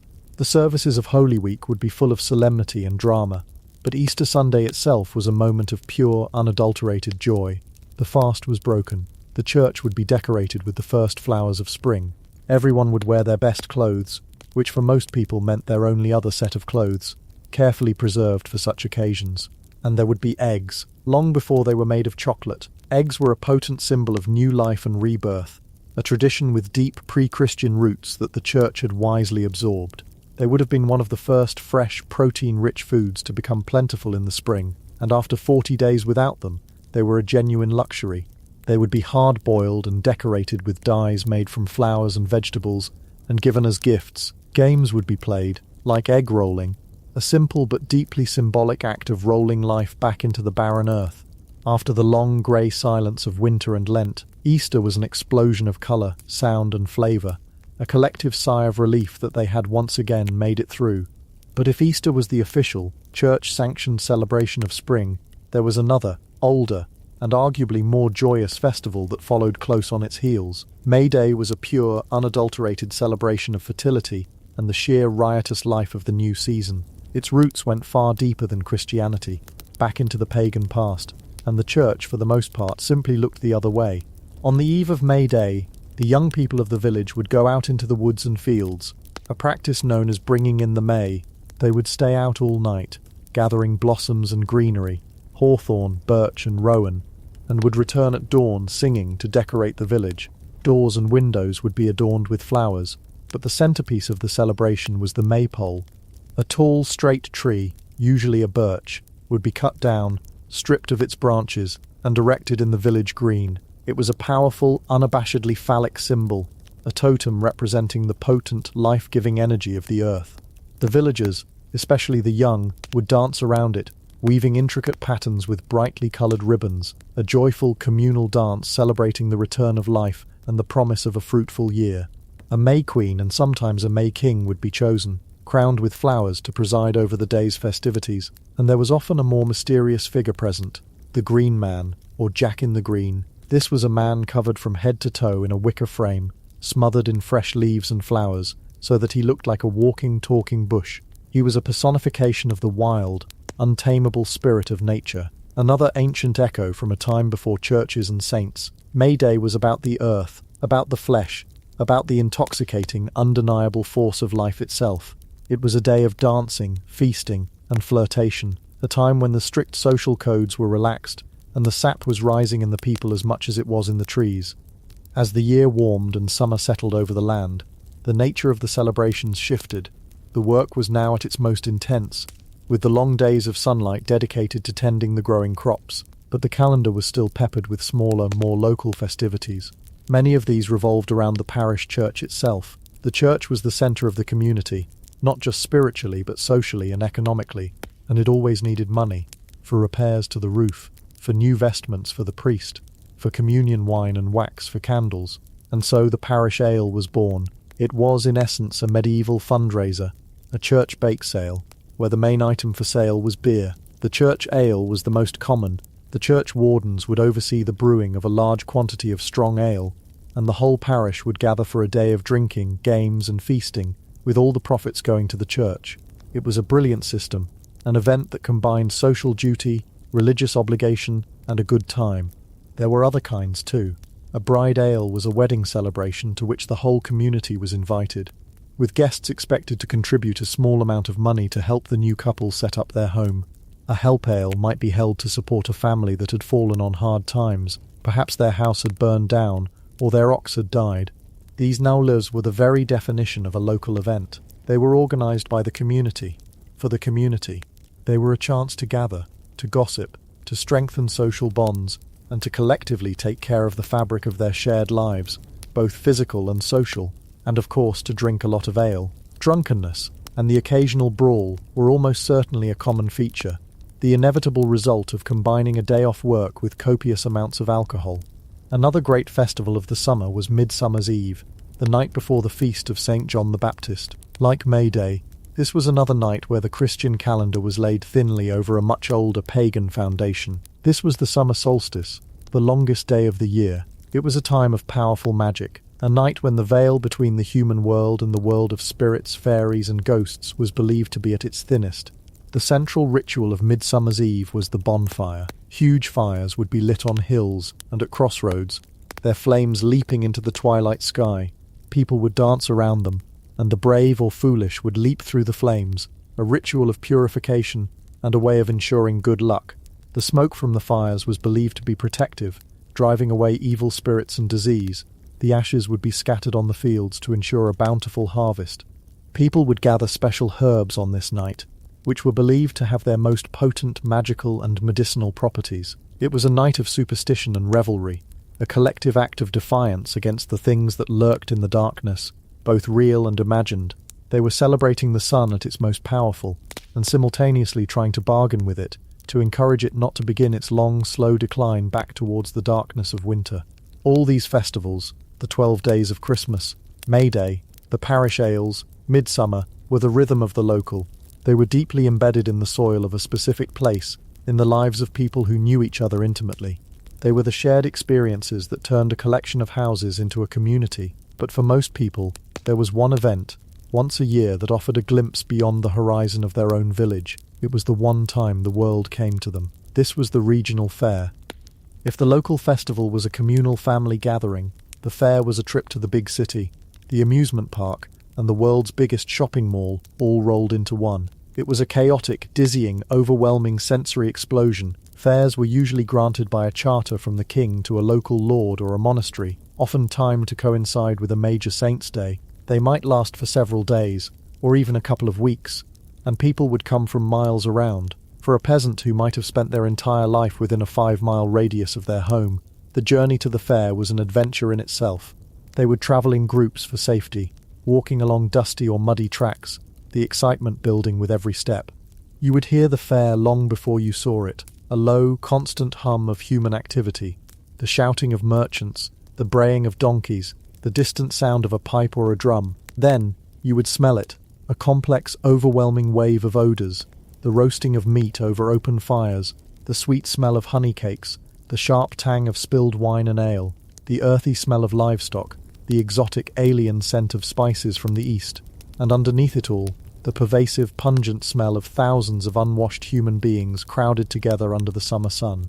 And then you would see it, a temporary city of tents, stalls and enclosures that had sprung up in a designated field. It was a sea of people, more people than you had ever seen in one place in your entire life. There were people from the next town, people from across the county, and even, perhaps, a merchant with a dark, sun-weathered face who had come all the way from Italy or Flanders. The fair was, first and foremost, a market. But it was unlike the small weekly market in the local village, where you might buy a bit of salt or sell a few surplus eggs. This was on an entirely different scale. Here you could see things you had only ever heard of in stories. A merchant might be selling fine woolen cloth from Flanders, dyed in brilliant colours you'd never seen before. Another might have wine from Gascony, or iron tools from the Forest of Dean. And for the very wealthy, there were the spice merchants. Their stalls would be an assault on the senses, with sacks of peppercorns from India, cloves from the Spice Islands, cinnamon from Ceylon, and ginger from China. For a peasant whose diet was almost entirely without strong flavours, the mere smell of these spices would be intoxicating. They were worth more than their weight in gold, substances that had travelled further across the world than that peasant could even comprehend. For them, it wasn't just a seasoning, it was a tangible piece of a mythical, faraway world. Of course, most people weren't there to buy pepper. They were there for more practical things. It was the one chance to buy a new scythe blade, a sturdy cooking pot, a good leather belt, or perhaps a pair of shoes that weren't made by a local cobbler. It was where farmers would come to buy and sell livestock, examining the teeth of horses and the udders of cows. It was the medieval equivalent of Amazon, a place where for a short time an astonishing variety of goods was available in one place. But the fair was so much more than a market. It was the absolute pinnacle of entertainment. In one corner, a crowd would be gathered around a troupe of acrobats, tumbling and flipping in ways that seemed to defy the laws of nature. In another, a juggler would be tossing knives into the air. You might see a man with a dancing bear, a sad, muzzled creature lumbering to the tune of a pipe, or, most exotic of all, a monkey, brought by a sailor from some distant port, dressed in tiny human clothes and performing tricks. For people who had only ever seen domestic animals and local wildlife, these creatures were beings from a world of fantasy. There were minstrels and musicians everywhere, singing epic ballads of heroes and battles, or bawdy songs that would make the village priest blush. There were puppet shows, and games of chance where you could lose your hard-earned pennies in a matter of minutes. And then there was the miracle play, often organised by a local guild. A miracle play was a theatrical performance of a story from the Bible or the life of a saint. The stage was usually a large decorated cart, a pageant wagon that could be moved from place to place. The actors were local craftsmen and tradesmen, not professionals, and the performances could be, by our standards, rather crude. But for a largely illiterate audience, this was revolutionary. This was the Bible brought to vivid, dramatic life. They could see Noah building his ark. They could watch as Abraham prepared to sacrifice Isaac. They could hiss at the devil, often portrayed as a comical, bumbling villain, trying to tempt souls to damnation. The special effects were simple: a pig's bladder full of blood for a martyrdom, firecrackers for a bolt of lightning. But to the medieval audience, it was utterly captivating. It was their version of cinema, of television, of Netflix, all delivered on the back of a cart. The fair was also a massive social event. It was a place to meet people from other villages, to catch up on news and gossip that travelled much faster by word of mouth than by any other means. Marriages could be arranged, business deals struck, old friends and distant cousins unexpectedly reunited. It was a time when the narrow, claustrophobic world of the village expanded, and you felt for a few days like you were a part of something much, much bigger. Of course, where you have large crowds, money, and alcohol, you also have trouble. The fair had a definite underbelly. Pickpockets and cut purses moved through the crowds. Looking for an easy mark, there were swindlers running rigged games, merchants selling shoddy goods, and quacks selling useless miracle cures. Fights would break out, fueled by ale and local rivalries. To deal with this, fairs had their own dedicated system of justice. Special courts, known as pie powder courts from the French pieds poudrés, or dusty feet, referring to the itinerant merchants and travellers, were set up to deliver swift, on-the-spot justice. If a merchant was caught using false weights, or a thief was caught in the act, they wouldn't have to wait for the next county court session. They would be tried, judged and punished right there at the fair, often by being put in the stocks or pillory for the rest of the day, a source of public humiliation and entertainment for the very crowds they had tried to swindle. When the fair was over, the merchants would pack up their wares, the entertainers would move on, and the tents would come down.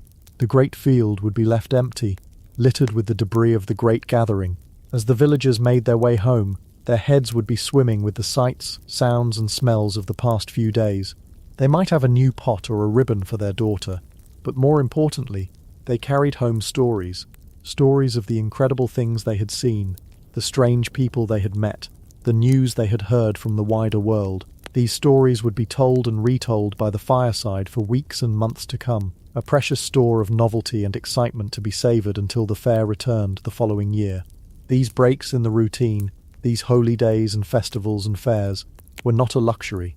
They were an essential mechanism for survival. In a life that was often brutal, short, and circumscribed by endless repetitive labour, these were the moments of colour, of release, of communal joy. They were the times when a person could feel like more than just a beast of burden, more than just a serf tied to a patch of land. They could feel like a member of a community, a participant in a shared culture, a keeper of ancient traditions. The rhythm of the local was not about escaping from the world, because for most, there was nowhere to escape to. It was about finding the sacred, the joyful, and the profoundly human, right there in the very heart of their own small, unchangeable world. It was a reminder that even in the toughest of lives, there was always a reason to dance, a reason to sing, and a reason to gather together before the work began again. Chapter 5. The Perilous Road. Inns, infrastructure, and the hazards of movement. And so they gathered, they danced, they sang, they celebrated the small certain joys of a life lived within a tight-knit community, a life grounded in the familiar rhythm of the seasons and the comforting presence of faces known since birth. The world for most was a small, comprehensible place, its borders defined by the nearest market town or the farthest hill you could see from the church steeple. It was a world that felt, if nothing else, solid underfoot. But what happens when that ground is no longer solid? What happens when necessity, or faith, or desperation forces you to step outside that circle of familiarity? What happens when you have to leave? Because to leave that small, unchangeable world was to step into another reality entirely. It was to commit yourself to an undertaking so fraught with difficulty and danger that we, in our age of instant travel, can barely comprehend it. You were not booking a trip, you were launching an expedition, and your first and most persistent enemy was the very ground beneath your feet. Let's talk about the road. The word itself conjures images for us: smooth tarmac, painted lines, helpful signs telling us how far we have to go. It's a predictable, engineered surface designed for our convenience. We must gently but firmly erase that image from our minds. The medieval road was not a piece of infrastructure in the way we understand it. It was, more often than not, a suggestion, a rumour of a path, a collective memory of which way to go that had been beaten into the earth by centuries of feet, hooves and cartwheels.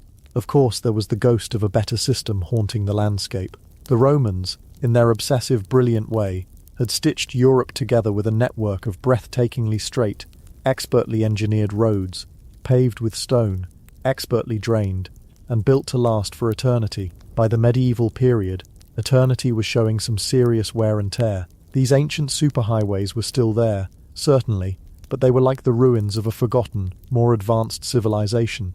The paving stones were cracked and pillaged, stolen for local buildings. The ditches were clogged, turning long stretches into impassable bogs. They were often the best option available, a testament to their original construction. But travelling on a Roman road in the 13th century was like driving on a modern motorway, 1,000 years after the maintenance crews had gone home for good. It was a crumbling monument, a faded artery that still had a little life left in it, but only just. Away from these spectral remains of empire, you were on your own. The average road was a dirt track.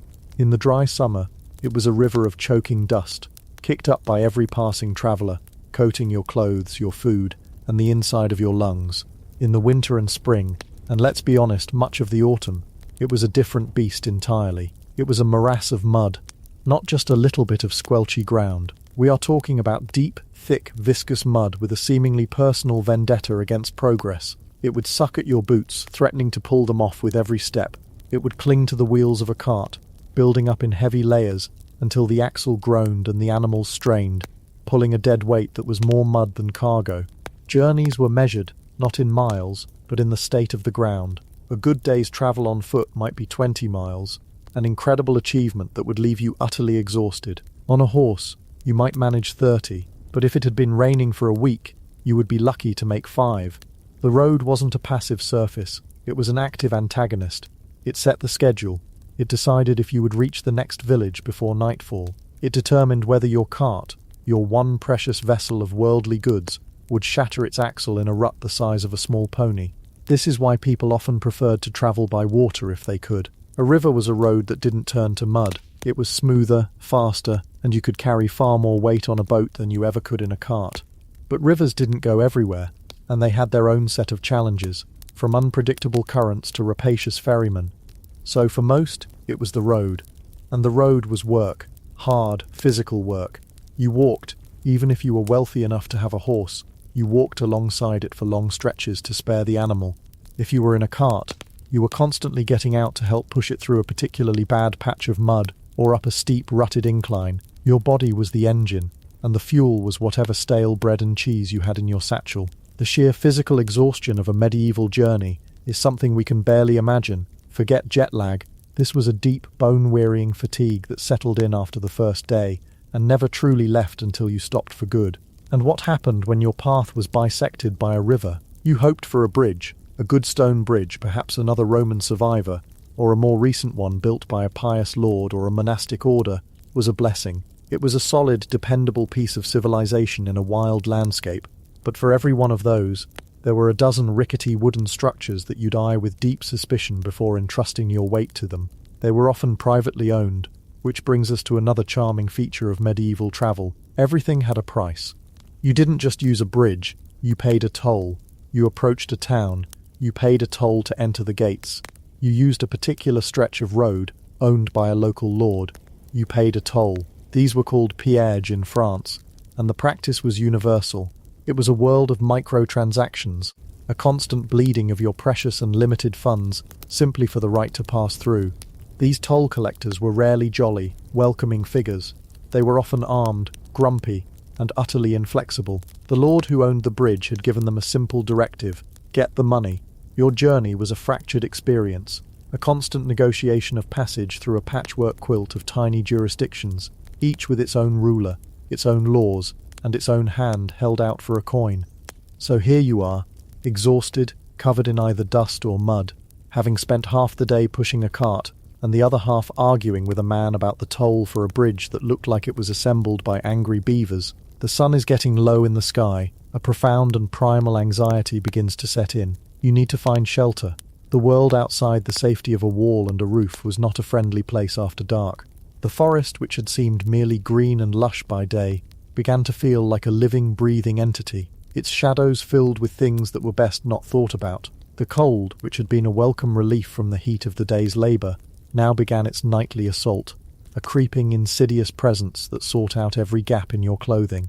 Where do you go? Well, if you were a pilgrim, or simply lucky enough to be near one, your best option was a monastery or a hospice. The Christian duty of hospitality was a cornerstone of monastic life. Monasteries were often deliberately situated along major travel routes, providing a network of safe havens for the weary. Arriving at a monastery gatehouse as dusk fell was like reaching an embassy of heaven in a hostile land. You would be met by a guest master, whose specific job it was to see to the needs of travellers. You would be given a place to sleep, usually in a communal dormitory, but one that was clean and secure. You would be given food, simple fare to be sure, the same bread and pottage the monks themselves ate, but it was hot and filling. Your feet would be washed, a gesture of humility and a profound practical comfort. after a day on the road. There was no charge for this. It was an act of charity. You were, however, expected to pray with the monks, to attend their services, and to behave with pious decorum, and it was certainly hoped that you would leave a donation upon your departure, a gift to God and to the brothers who had sheltered you. For most travellers, this was the gold standard. It was safe, it was clean, and it was predictable. You knew what you were getting. But monasteries weren't everywhere, and they could sometimes be overwhelmed with pilgrims, forcing them to turn people away. So if there was no monastery, or if its guest house was full, you looked for the next best thing, an inn. Let's pause here and manage our expectations. When we think of an inn, we might picture a cosy, cheerful place from a fantasy novel. A roaring fire, a jolly innkeeper, private rooms with soft beds. This is a lovely image. It is also, for the most part, a fantasy. The medieval inn was a purely commercial enterprise, and its primary function was not your comfort but the innkeeper's profit. You'd spot it by its sign. Literacy was rare, so inns didn't have names so much as symbols. A painted swan, a star, a bell, or most commonly, a simple bush or bundle of ivy hung from a pole, an ancient symbol for a place that sold wine. This was the medieval equivalent of a glowing neon sign. You would lead your horse or your cart into a courtyard, which was usually a churned-up sea of mud and animal droppings, and hand your animal over to a stable boy, hoping he wouldn't mistreat it or steal its feed. Then you would step into the main event, the common room. The air in this room was a physical substance. It was a thick, swirling cocktail of wood smoke from a fire that never seemed to draw properly. The smell of stale ale, unwashed bodies, wet wool, and the faint but persistent aroma of the adjoining stables. The floor was likely dirt or stone, covered with rushes that were changed. If you were lucky, once a season. These rushes were a convenient place to toss bones, spill drinks, and for the dogs to relieve themselves. They were, in essence, a kind of primitive organic carpet that slowly composted under your feet. The room would be full of people. This was not a quiet retreat. It was the social hub, the business centre, and the gossip exchange for everyone on the road. Here you would find merchants haggling over deals, their armed guards watching everyone with suspicion. You'd find pilgrims comparing their journeys and the relics they hoped to see. You'd find messengers, professional walkers who carried letters for a living, their faces weathered like old leather. You'd find grizzled soldiers of fortune, currently between fortunes, drinking away their last coins and sizing up every new arrival. You would find peasants, local farmers, and perhaps even a pardoner, selling dubious slips of paper that promised to shorten your time in purgatory. It was a cross-section of humanity, thrown together by the necessity of shelter, and every single person was a stranger. You, a lone traveller, would have to navigate this social minefield. You would find a space on a bench, keep your coin purse close, and try not to make eye contact with the wrong person. The innkeeper, a man or woman whose face was a permanent mask of weary cynicism, would bring you something to eat and drink. You did not get a menu, you got what was available. This was almost invariably a bowl of pottage, a thick, soupy stew that had likely been simmering in a cauldron over the fire for days, with new ingredients, whatever was cheap and available, tossed in to keep it going. It was filling, it was hot, and it was best not to ask too many questions about what was in it. To wash it down, you had ale or wine. Water was a risky proposition. You had no idea where the inn's well was, or what might be seeping into it. Dysentery, or the bloody flux, was a constant and deadly companion for travellers, and bad water was one of its favourite delivery mechanisms. So you drank ale. It was usually weak, what was known as small beer, and often sour, but the brewing process killed the germs, so it was safe. It wasn't about enjoyment. It was about hydration without the risk of a miserable dehydrating death a few days later. As the night wore on and the ale flowed, the room would get louder, rowdier. Fights could break out over a card game, a misplaced word, or for no reason at all. The innkeeper would watch, intervening only if it threatened his property. Your main goal was to remain as inconspicuous as possible. You were an outsider, and outsiders were always vulnerable.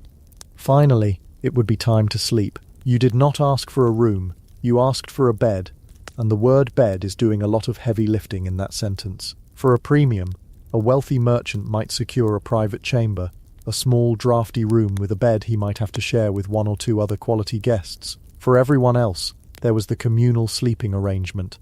This often meant a spot on the floor of the common room, curled up in your cloak near the dying embers of the fire, using your bag as a pillow, and hoping no one stepped on you, or tried to cut your purse in the dark. If the inn was slightly more upscale, it might have a dormitory. This would be a large room filled with several enormous beds. And when I say enormous, I mean it. These were massive wooden frames, big enough to sleep 8, 10, maybe 12 people, and they would be filled. You paid for a spot in the bed. You would be sleeping pressed up against complete strangers. Men, women, it didn't matter. You would strip down to your underclothes. No one slept naked, as that was considered deeply strange and suspect, and climb in. The mattress was a sack filled with straw, or if you were in a truly luxurious establishment, feathers. This straw was rarely changed, and was a thriving metropolis for fleas, lice, and other assorted biting insects. You would lie there, in the dark, listening to the symphony of the medieval night. A chorus of snores, coughs, and wheezes from the strangers packed in beside you. You would feel them shift and turn. You would smell them. You would pray that the man with the hacking cough didn't have the plague, and that the person on your other side wasn't a thief just waiting for you to fall into a deep sleep. Sleep was not a peaceful escape. It was a state of heightened vulnerability, a necessary risk you took in a room full of unknowns. And what of navigation in this pre-GPS world? How did you even know you were on the right, questionable path to begin with? It was a far more organic and uncertain process than we can imagine. For the average person, maps were non-existent. The few maps that did exist, like the beautiful Hereford Mappa Mundi, were not navigational tools. They were theological documents, works of art that depicted a spiritual and symbolic world, with Jerusalem at its centre. They were useless for getting from one village to the next. So you relied on other things. You followed natural features. The easiest way to get between 2 points was often to follow a river or a coastline. These were nature's highways, unmistakable and reliable. You navigated by the sun, keeping it on your left in the morning, and your right in the afternoon if you were heading south. You learnt to read the landscape. More often than not, you relied on local knowledge. You would ask for directions constantly. Which way to Canterbury? And you'd get a response like, follow this track till you reach the hangman's tree on the hill, then bear left past the old ruined mill. Keep the forest on your right, and when you cross the river at the ford, ask again at the village. This system was entirely dependent on the memory and honesty of the person you asked. Landmarks could change, a tree could be cut down, a mill could burn, and there was always the chance that the person you asked was a local who didn't take kindly to strangers and would send you off on a wild goose chase for his own amusement. Pilgrimage routes were somewhat easier. They were the most heavily trafficked roads, and a kind of informal infrastructure had grown up around them. They were marked by shrines, chapels, and the collective experience of the thousands who had walked them before.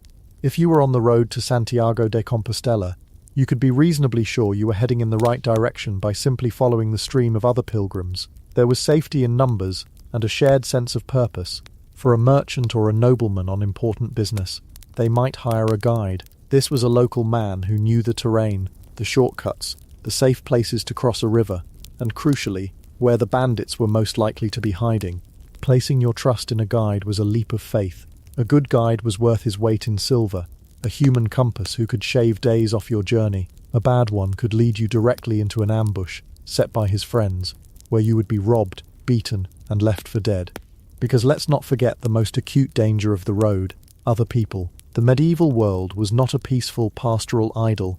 It was a place of casual violence and deep-seated inequality. The roads, particularly those that ran through dense forests or lonely mountain passes, were the hunting grounds for those who made their living by taking from others.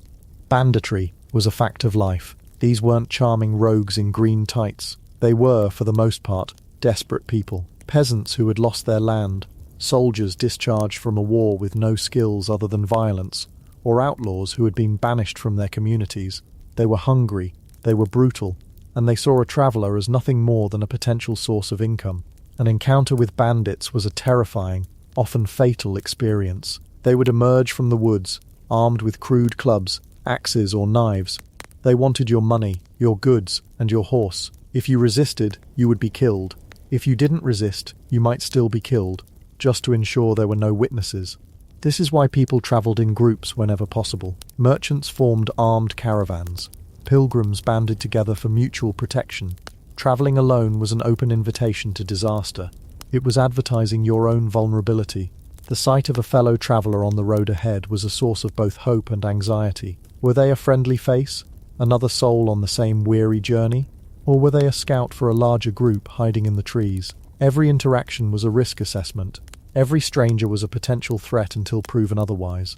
And the threats weren't always so overtly violent. The world of the road was full of swindlers, con artists and cheats. The inn was a perfect theatre for their work. A friendly game of dice with a stranger could leave you penniless. A helpful merchant offering to sell you a relic, a splinter from the true cross, a feather from the Archangel Gabriel's wing, was more than likely selling you a piece of ordinary wood or a chicken feather. Your own naivety and your desire for a bit of human connection were weapons that could be used against you. You were always an outsider. When you passed from the lands of one lord to another, you left behind any semblance of legal protection you might have had. If you were robbed or cheated in a village where you knew no one, who would you appeal to? The local reeve? The lord? They would almost certainly side with their own people against a foreigner. You had no standing, no voice. Your vulnerability was total. And so you endured. You walked, you pushed, you paid, you navigated by rumour and sunlight. You slept in crowded, insect-ridden beds, and you ate mysterious stews. You eyed every stranger with suspicion, and you prayed for deliverance, not just at your final destination, but at the end of each and every day. A journey was not a pleasant interlude.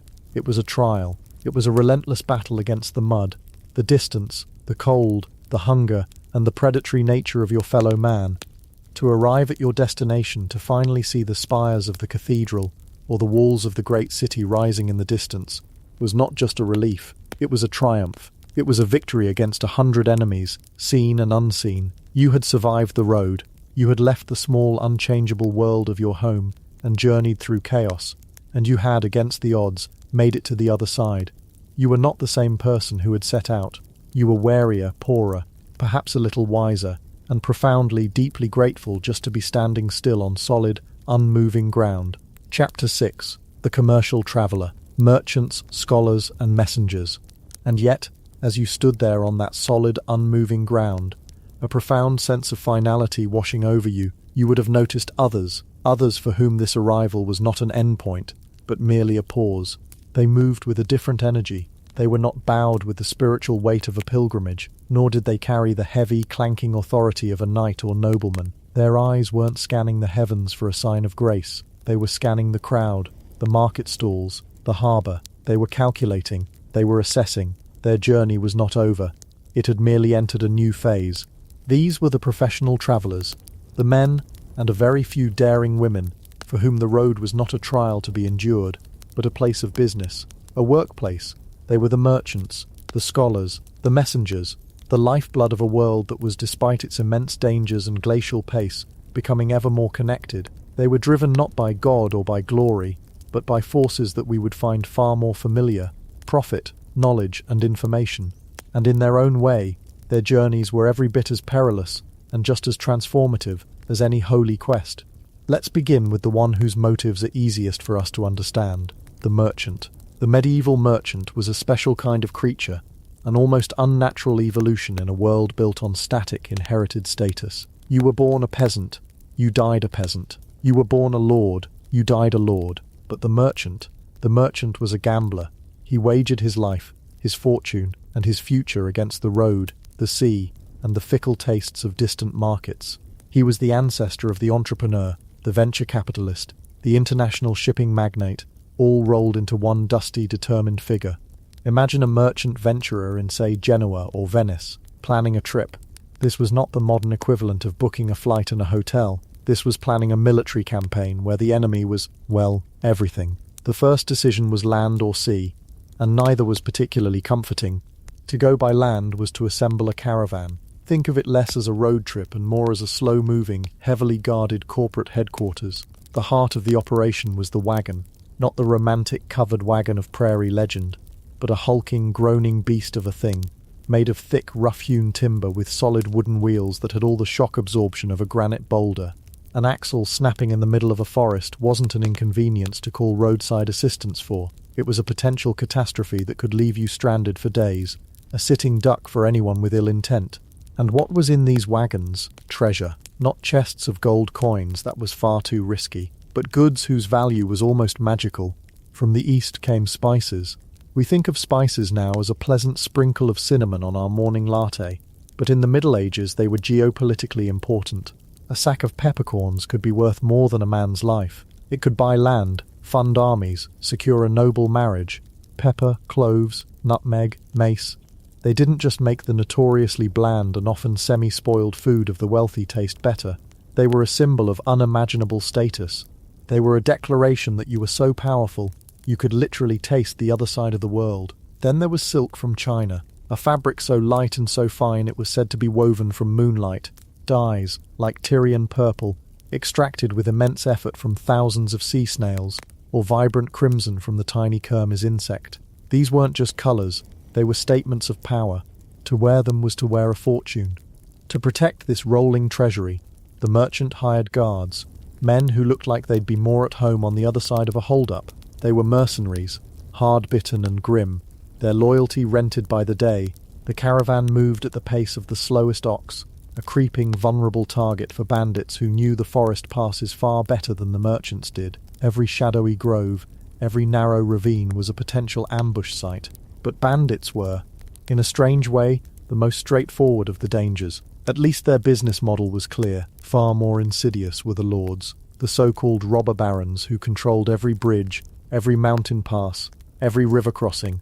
These were the masters of the medieval shakedown. They wouldn't just rob you. Oh no, that was terribly uncivilized.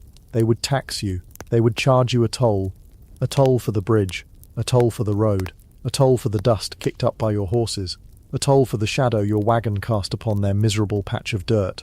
Each little fiefdom was a new transaction, a fresh negotiation with a man in a rusty helmet, whose only leverage was the band of armed thugs standing behind him. Paying them off felt less like commerce and more like feeding crocodiles in the hope they eat you last. The journey was a crawl. Days were spent in the monotonous rhythm of creaking wood and plodding hooves. Nights were spent in huddled defensive encampments, the guards taking turns on watch, every snapped twig in the darkness setting nerves on edge. Or perhaps you'd make it to an inn, and a medieval inn was not a quaint, cosy bed and breakfast. It was a noisy, smoky, often filthy place where you shared a room, and likely a bed, with a dozen complete strangers. The floors were covered in rushes, which politely hid layers of old food, spilled ale, and miscellaneous filth that had been accumulating since the place was built. You slept with one hand on your money pouch, listening to the symphony of snores, coughs, and drunken arguments, wondering if the man sleeping next to you was a fellow traveller or someone waiting for you to close your eyes. Yet, for all the misery, there were moments of pure wonder, cresting a hill to see a city like Paris or Florence spread out below for the first time, or arriving at one of the great champagne fairs in France. This was the nexus point of the medieval world, a temporary city of commerce that sprang up from the fields.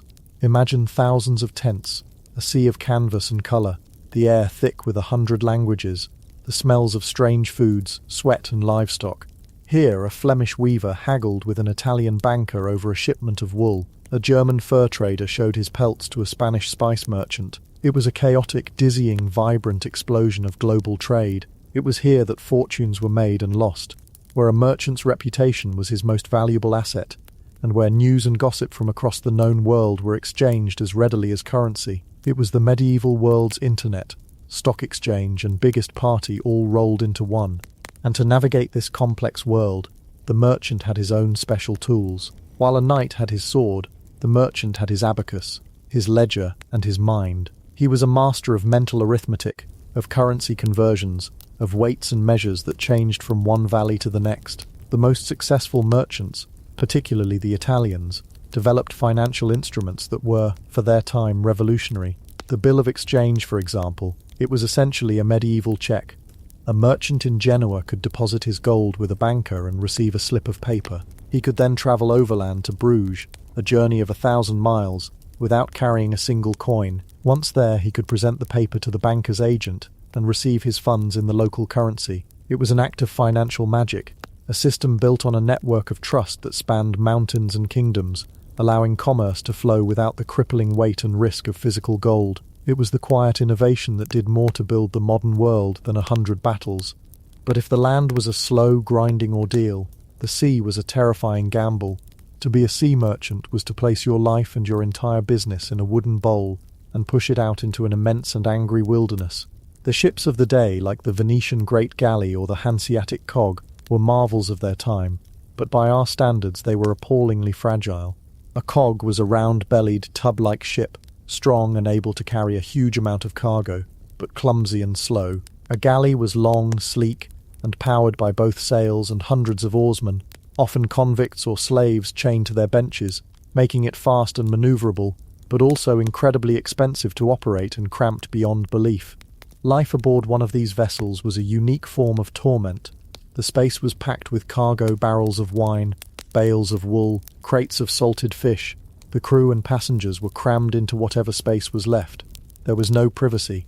The stench was overpowering, a combination of unwashed bodies, seasickness, bilge water, and the cargo itself. The food was a monotonous diet of hardtack, a rock-hard biscuit that was often infested with weevils. Sailors would politely tap the biscuit on the table in the dark, hoping the insects would fall off before they took a bite. Salted meat of questionable origin, and stale water or sour wine. Scurvy, the disease born of vitamin C deficiency, was a constant threat, turning gums black and making old wounds reopen as the body literally fell apart. And then there was the sea itself. It was the ultimate anthropomorphic antagonist. It did not simply exist, it actively tried to kill you. One day it could be a placid, glittering highway, the next a raging monster of black water and screaming wind, turning the sky dark and tossing the ship about like a child's toy. Storms could appear with terrifying speed, splintering masts, tearing sails, and washing men from the decks with waves the size of buildings. To be caught in a storm was to be utterly helpless, a tiny speck of human ambition at the mercy of a force that was pure, indifferent chaos. All you could do was pray to your patron saint and hold on. If the weather didn't get you, the pirates might.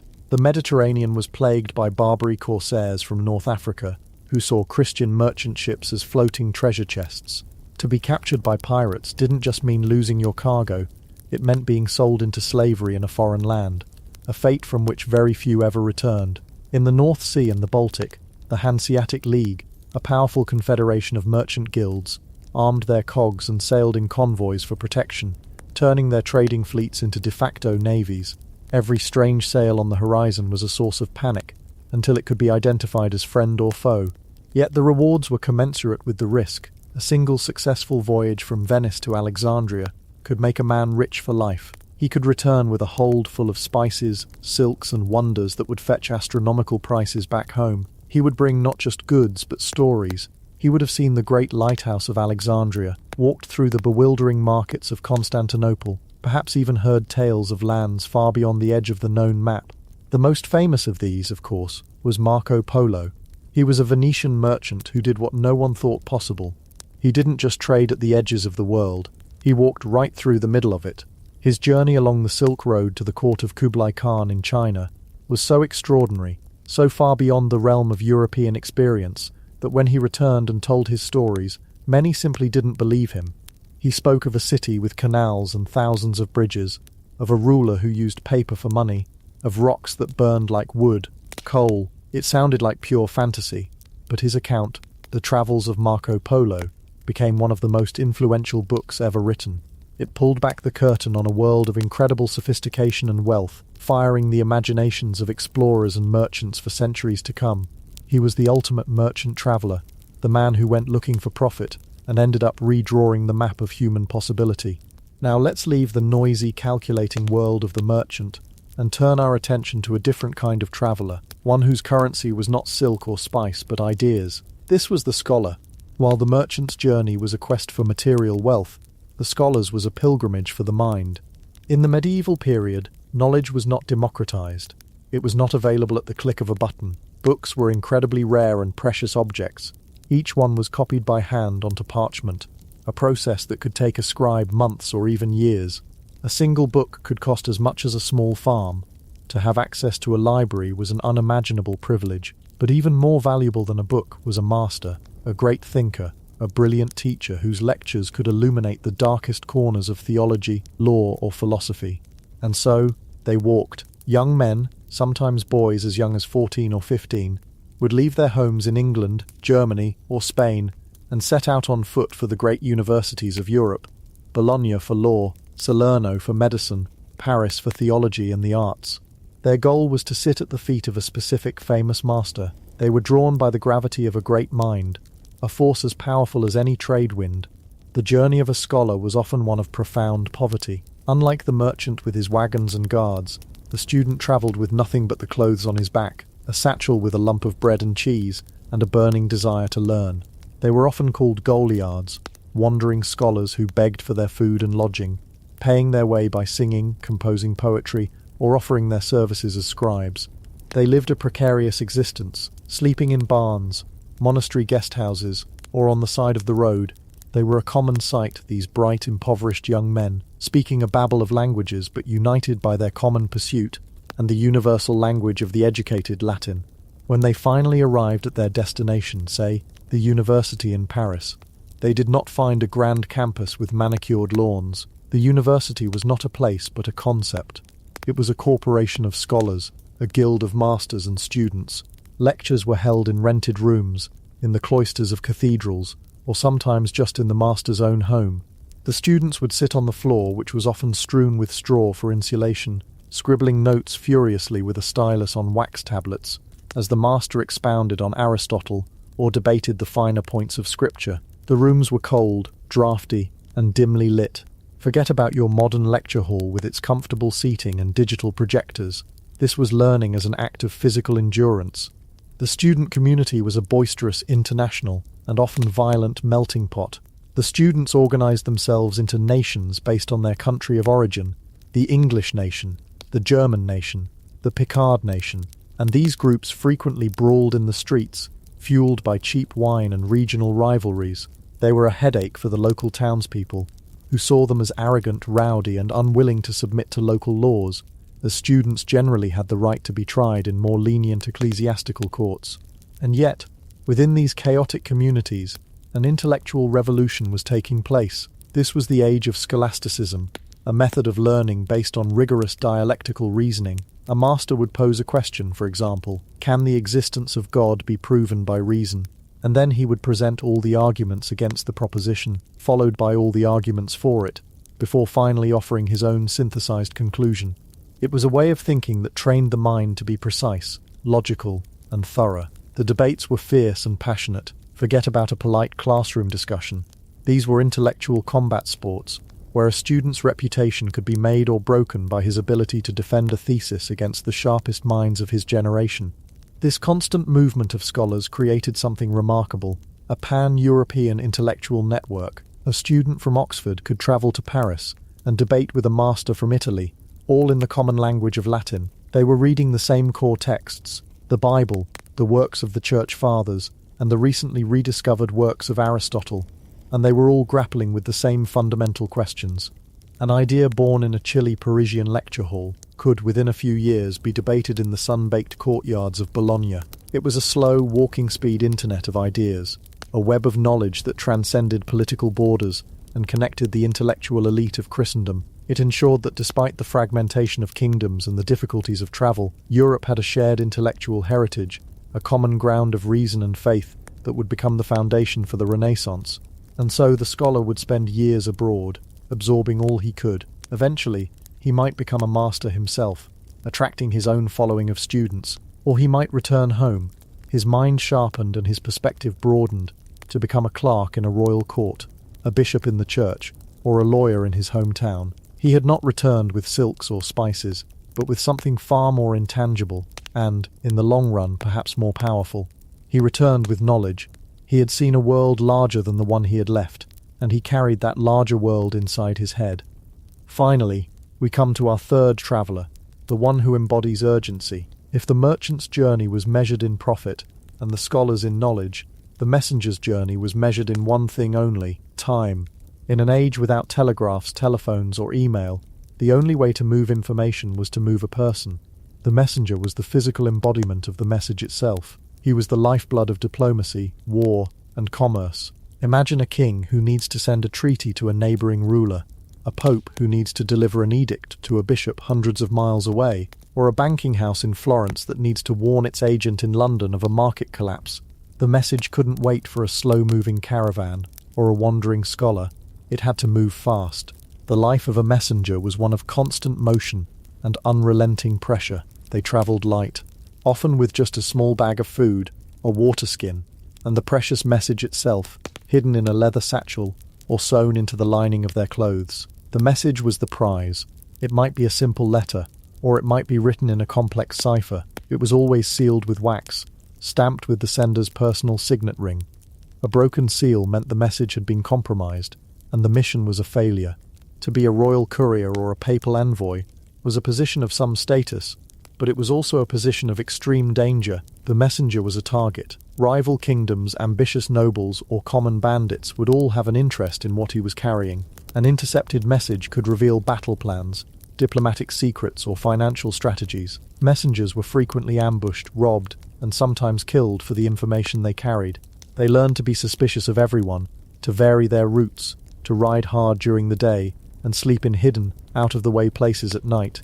Their primary weapon was speed. They rode the best horses their masters could afford, pushing them to their limits. The most sophisticated communication networks, like those used by kings or the great monastic orders, had a system of relays. A messenger would ride a horse to exhaustion, then arrive at a pre-arranged post, a castle, a monastery, a specific inn, where a fresh horse would be waiting. He would leap from one saddle to the next, sometimes barely stopping to eat or drink, and continue on his way. In this manner, a truly urgent message could cover astonishing distances, sometimes over 100 miles in a single day, a feat of endurance that seems almost superhuman. Think of the sheer physicality of it, riding for 18 hours a day, in all weather, through blistering summer heat that baked the road hard as rock, and through freezing winter rain that turned it into a sea of mud.